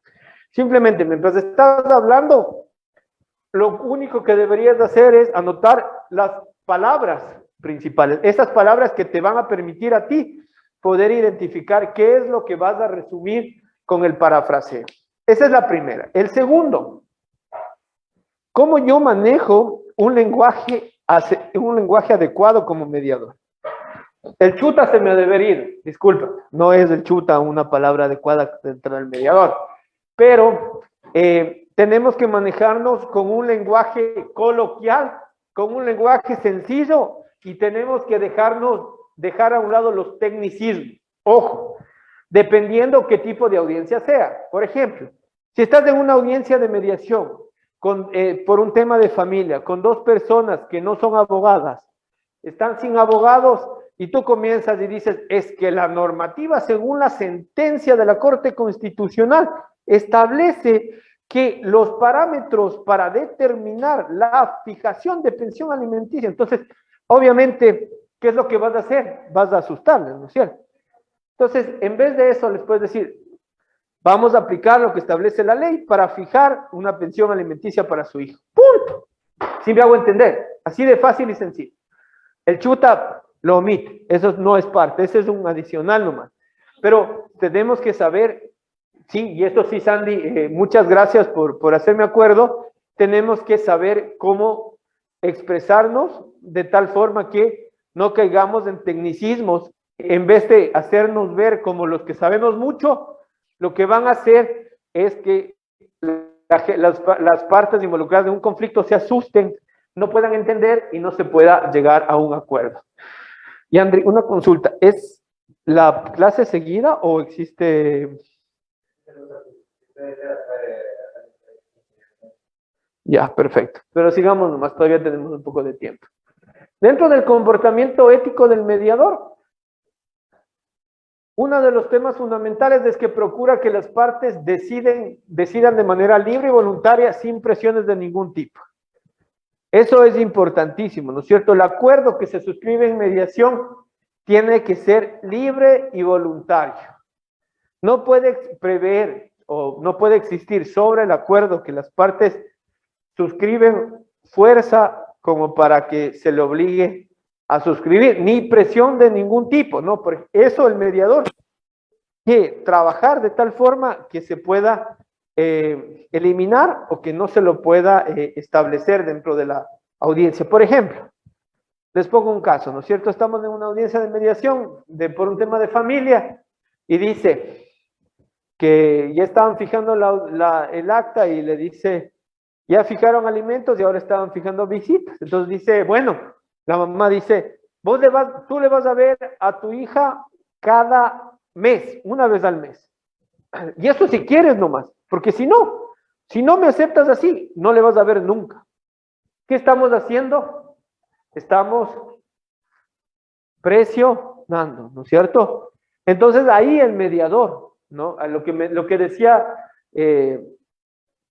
Sandy, me parece, decía, para que el mediador pueda ponerse en el zapato del otro, tiene que quitarse lo suyo, lógicamente. O sea, el mediador tiene que quitarse sus paradigmas, su forma de pensar, sus prejuicios, e inclusive tiene que quitarse esos machismos, o podría ser inclusive feminismos, estereotipos sociales que de alguna manera puedan afectar a cómo se está manejando la audiencia de mediación. Entonces, obviamente, el mediador tendrá que decir, a ver, mi señor, le comento que a su esposo, al papá de su hijo, perdón, le asiste el derecho de visitarle al hijo.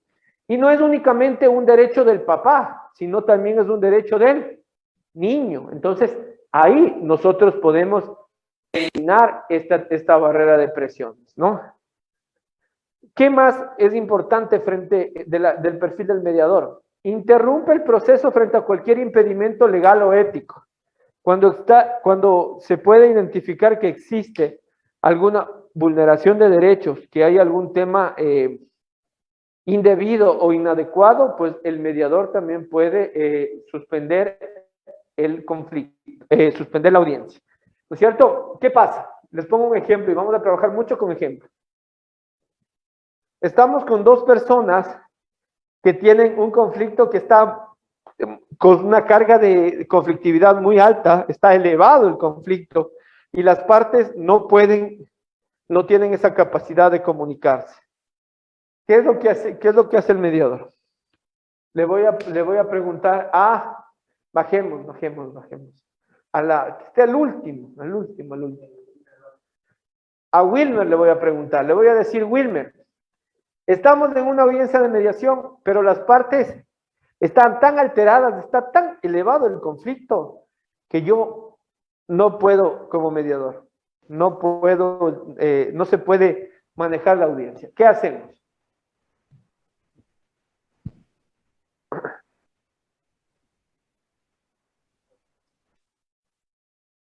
Está hablando y no se le escucha, no se le escucha. Wilmer, no se te escucha.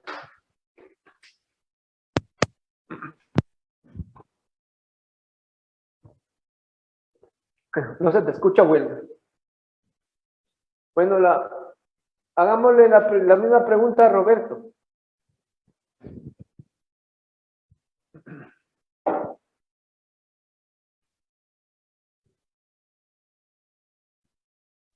Doctor, muy buenas tardes. Buenas tardes, Roberto.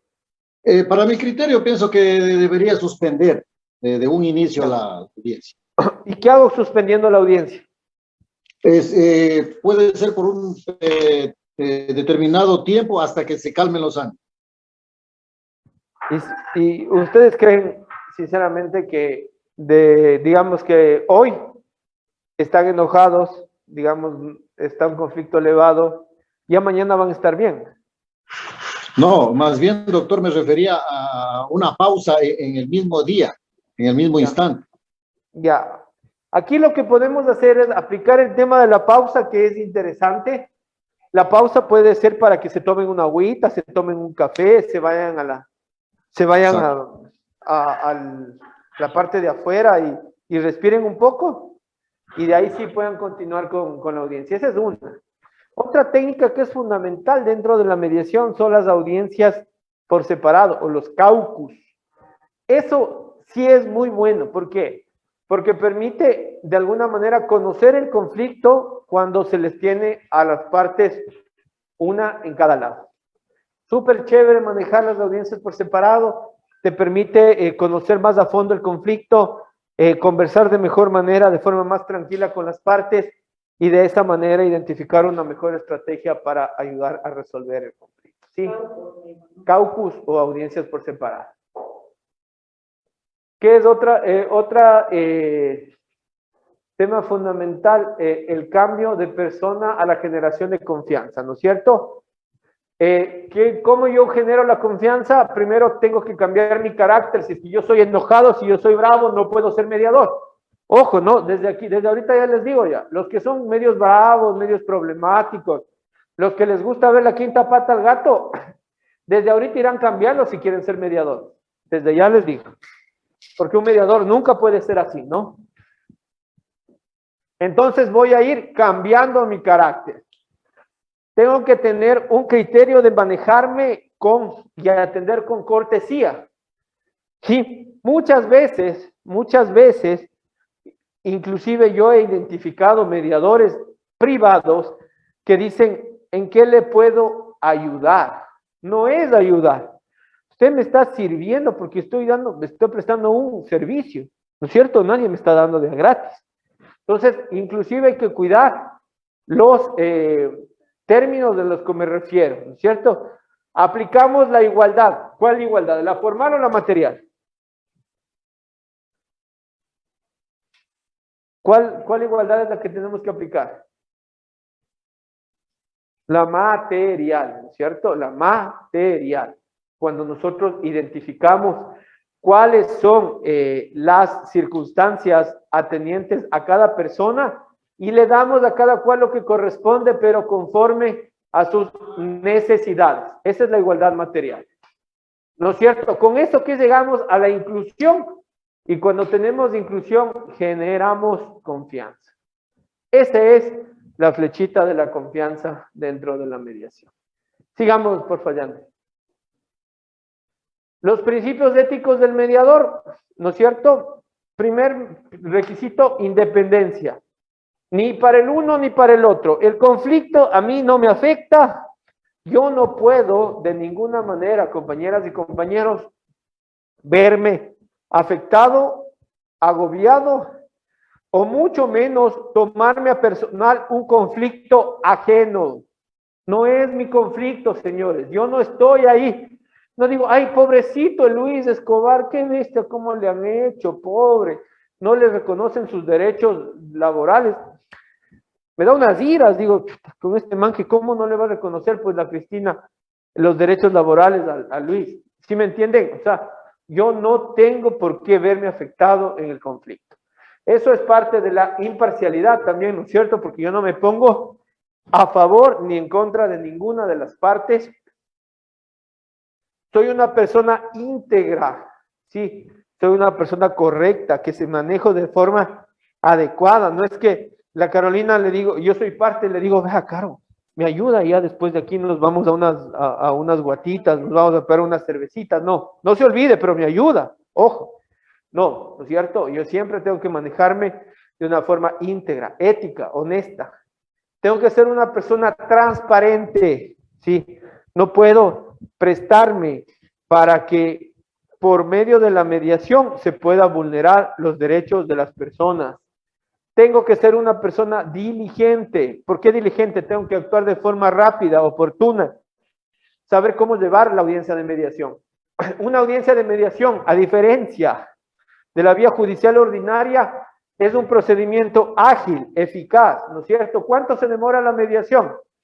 Desde que se presenta la solicitud hasta que se llegue el acuerdo, máximo tiene que ser 2 semanas a 1 mes. Sí, ese es el rango proporcional considerado, sí, aproximado más bien, de cuánto se tiene que llevar o manejar la mediación. Por eso es importante aplicar la diligencia. Otra cosa importante también el respeto, ¿no es cierto? Yo tengo que ser una persona respetuosa. Tengo que saber cómo dirigirme a las partes. Algo que yo siempre les he dicho a los mediadores es que nosotros tenemos que bañarnos en aceite. ¿Por qué? ¿Por qué cree que tenemos que bañarnos en aceite? ¿Por qué crees, Sofi Álvarez, que tienes que bañarte en aceite como mediadora?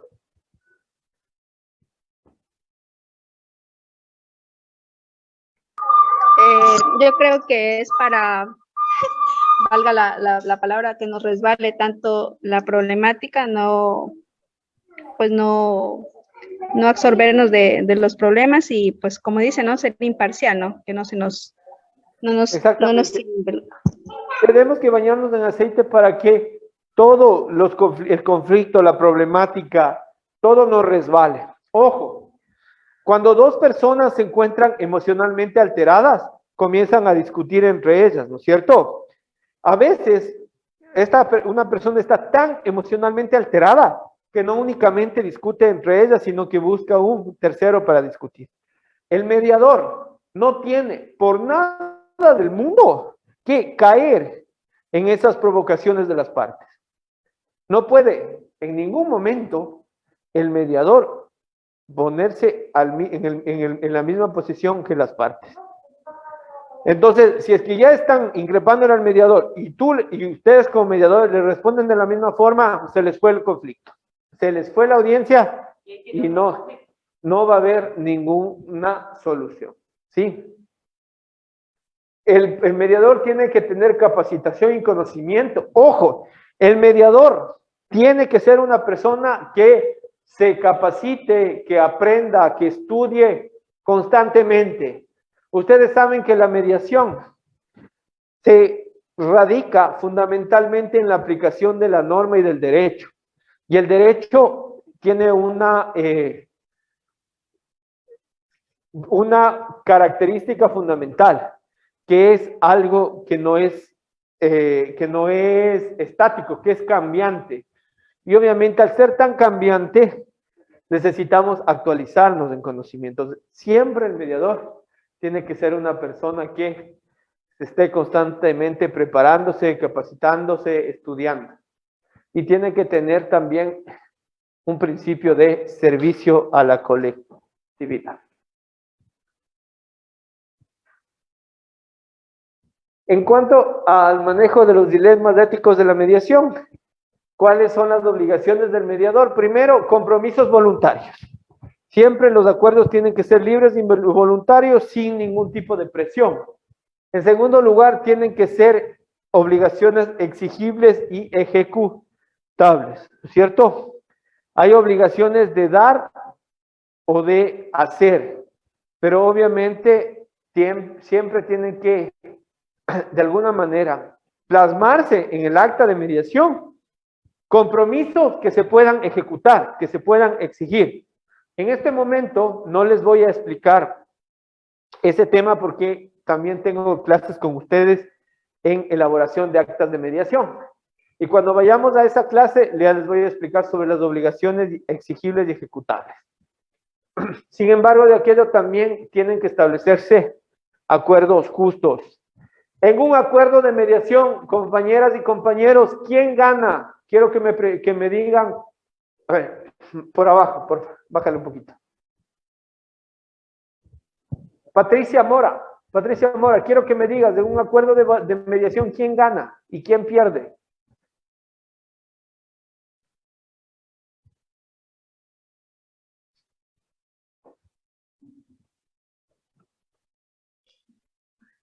Gracias, doctor. Yo pienso que no se pierde, que todos ganan, porque las partes llegan a un acuerdo, a una conciliación rápida y eficaz.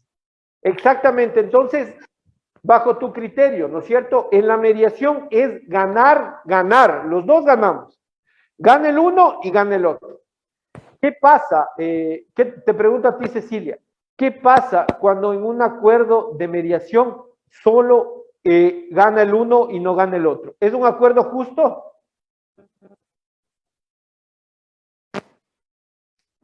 ¿Y tú como mediadora podrías suscribir un acuerdo de ese tipo? ¿No es cierto? No se puede suscribir el acuerdo, no es un acuerdo justo y obviamente, cuando no es un acuerdo justo, es algo que no se va a cumplir. Ojo, aquí es algo importante que les quiero decir. ¿Cuándo termina el conflicto? ¿Quién está debajo de Cecilia? Marisol, ¿cuándo termina el conflicto? A tu criterio. Sabemos cuándo inicia, ¿no? Cuando hay un conflicto, yo que sé, por una deuda. ¿No es cierto? ¿Cuándo termina el conflicto? Para ti. Bueno, realmente cuando las partes hayan recibido públicamente con su voluntad y la resolución en sí, y tengan en este caso la acta ejecutoria públicamente. Ya, verán, yo les pregunto esto. ¿Se soluciona un conflicto cuando se llega a un acuerdo en mediación? ¿Quién dice sí? Alcen la mano los que dicen sí.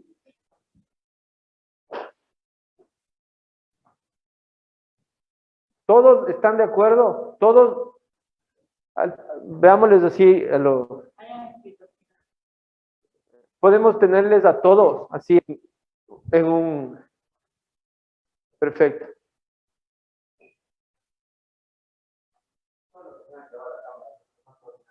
Allá. 20 que no tienen la cámara prendida.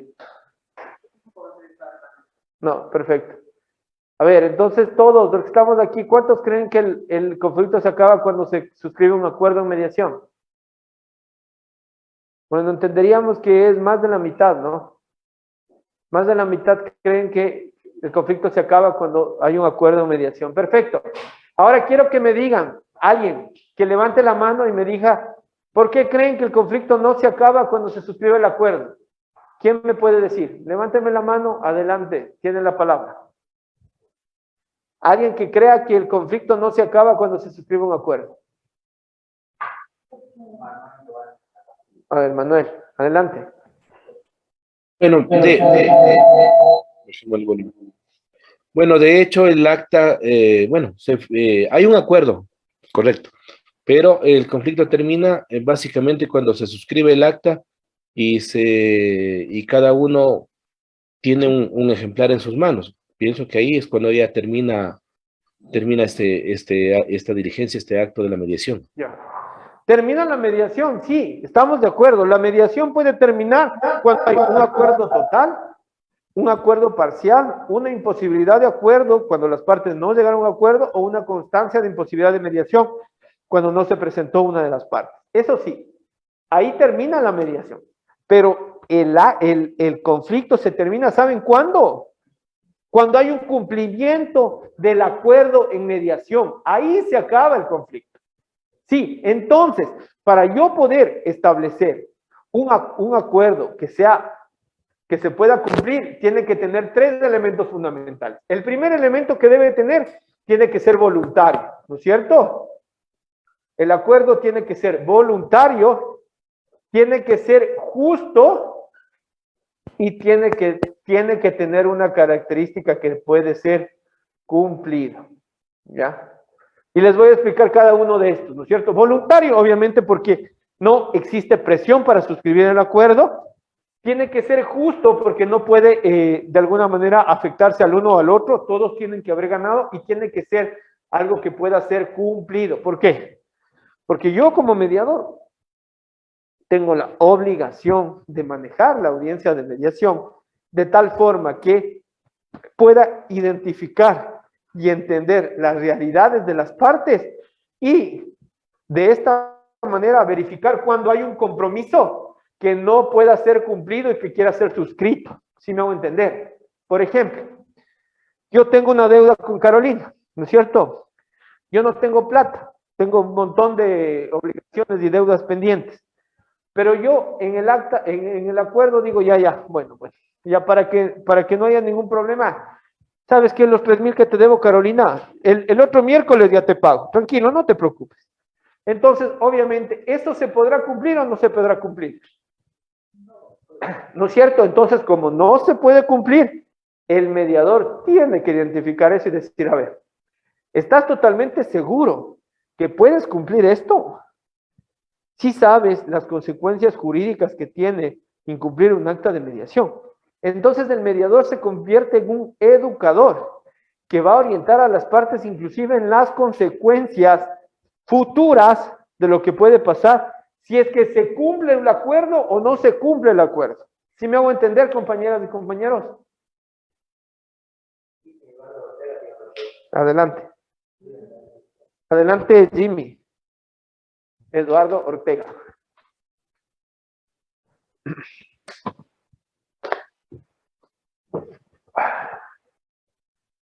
Disculparán que tome mucha agua, pero un serrano en la costa se muere. No está. No.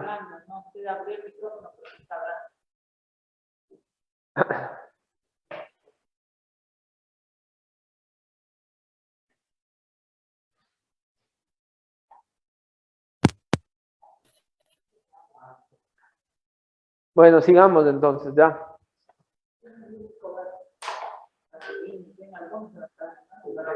No les han bajado, creo que desde que les pedí que levanten la mano. Listo, entonces el acta de mediación, aparte de los acuerdos justos, suscribe un acta de mediación, que es un documento útil para resolver el conflicto y que obviamente genera aportes reales para construir una cultura de paz, ¿no? La mediación es un mecanismo alternativo que construye una cultura de paz, que permite evitar la litigiosidad, ¿no? Que se cargue la vía judicial y que obviamente de alguna manera se sature los juzgados por un lado y que también no se pueda manejar una armonía social dentro de la colectividad, ¿no? Yo, por ejemplo, yo soy un abogado muy creyente en que lo peor que puedes hacer una persona es irse a un juicio. ¿Ya? Y yo tengo una frase, ¿no? La mayoría de personas, ¿cuál es la frase normal? Que dicen, prefiero un mal acuerdo que un buen juicio. Así dicen, ¿no es cierto?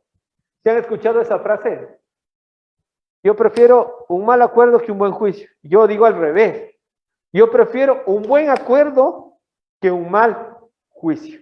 Para mí, mi punto de vista, un juicio es lo peor que te puede pasar primero porque implica tiempo, dinero, desgaste, estrés, confrontación, pelea, porque con alguien que tú tienes un juicio no te vas a llevar bien, ¿sí o no? ¿No es cierto? Y aparte de eso, algo que es súper importante es que en un juicio, no, como muchos dicen, no siempre o casi nunca hay un ganador y un perdedor, no. Porque muchas veces ni la persona a la que el juez le da la razón está conforme con la sentencia que emitió el juez, ¿sí o no? En cambio, en la mediación, tú tienes la posibilidad de suscribir un acuerdo a imagen y semejanza de las realidades que tú necesitas y entre las dos partes de forma voluntaria, de tal manera que ese acuerdo sí sea algo que refleje la realidad y las necesidades de las personas. ¿Sí me hago entender? Entonces, lo que yo quiero para resolver un conflicto nunca me va a dar un juez, porque un juez nunca se va a poner a identificar las realidades, las necesidades, nunca va a identificar si tienes cómo pagar, si no tienes cómo pagar, o te va a dar esa flexibilidad que te permite la mediación. El juez lo único que te va a decir es, pague y punto, ¿no es cierto? Entonces, ahí viene también los aportes reales que puede dar la mediación para mejorar la sociedad en cuanto a un proceso de culturalización en el manejo de los conflictos.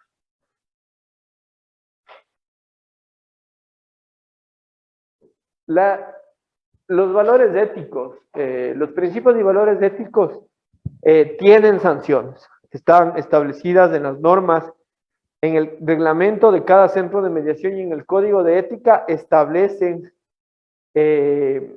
sanciones a los mediadores son sujetos de control, ¿sí? Tanto del centro de mediación como inclusive de los organismos rectores de la mediación, y son sujetos también de sanciones en el momento en que no actúen de forma adecuada, de forma diligente, de forma ética. Sigamos, por favor.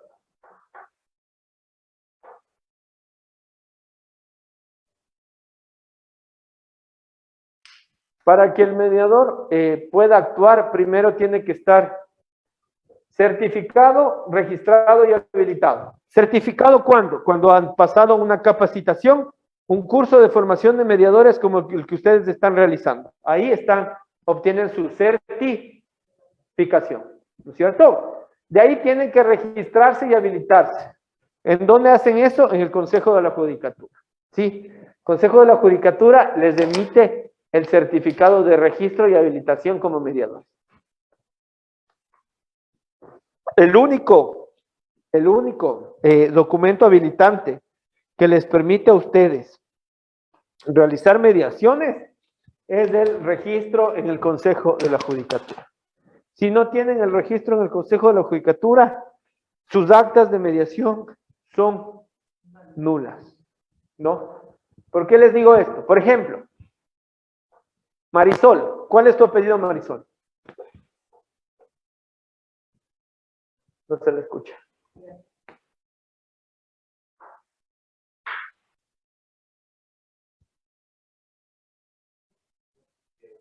Activa el micrófono. Ahí está, creo que ahí está activado. Se desactivó. Ahí No, está activado. pregunta, disculpe. No escuchó la pregunta, solo le estaba preguntando su apellido, Marisol. No le escucho. ¿No se me escucha? Sí, sí, se me escucha. ¿Cuál es su apellido? Le decía.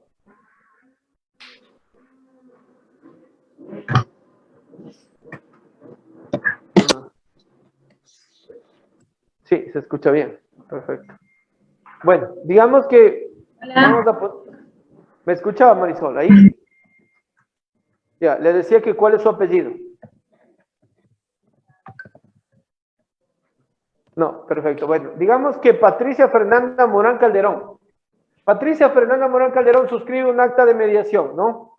Suscribió el acta de mediación la doctora Patricia Fernanda Morán Calderón, no sé si sea doctora o no, pero le estoy poniendo así. Y esta acta de mediación no se cumple. ¿Qué pasa cuando un acta de mediación no se cumple, Patricia? ¿Qué hacemos? Cuéntame. Cuando los acuerdos suscritos de un acta de mediación no se cumplen, ¿qué es lo que pasa?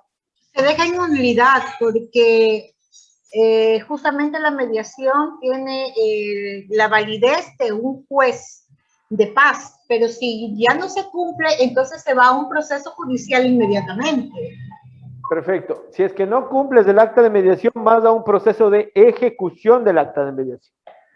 Ya, para que un juez ya no pende de un proceso judicial ordinario. Ojo, es un proceso solo de ejecución, porque los derechos ya están reconocidos, ¿no es cierto? No es que el juez va a decir, ah, no, por favor, ahorita tienen que justificarme que hay la deuda. No, nada.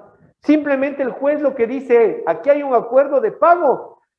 Señor, por favor, cumpla, pague o dimita bienes en el término de 3 días. Nada más. Es decir, lo que se suscribió en un acta de mediación, eso tiene que cumplirse.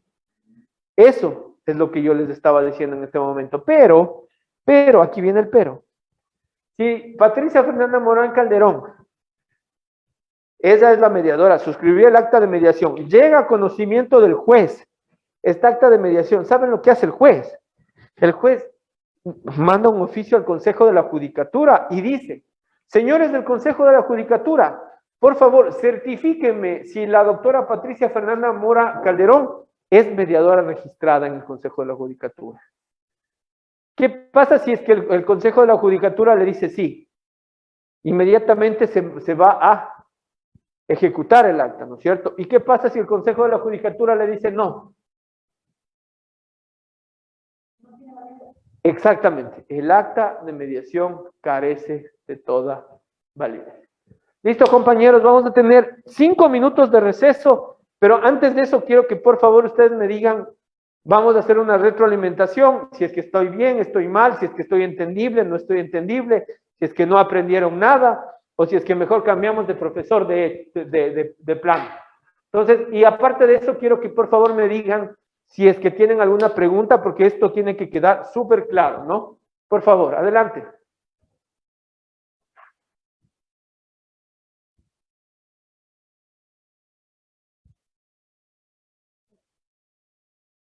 Nadie. Dime. Doctor, por favor, es una duda. En el centro de mediación llegamos a un acuerdo, ejemplo, de alimentos. Es un acuerdo que dice el papá del niño, pues le voy a dar pongámosle 400. Ya. Pero cuando legalmente debería ser lo que establece la tabla, que es mayor, ¿no? Pero es el acuerdo que la mamá del niño acepta. Sí, pero esa es la duda que yo continúo, porque entonces hacemos un acuerdo mutuo con una auto de mediación. Y como mediador, ¿qué se debería hacer ahí?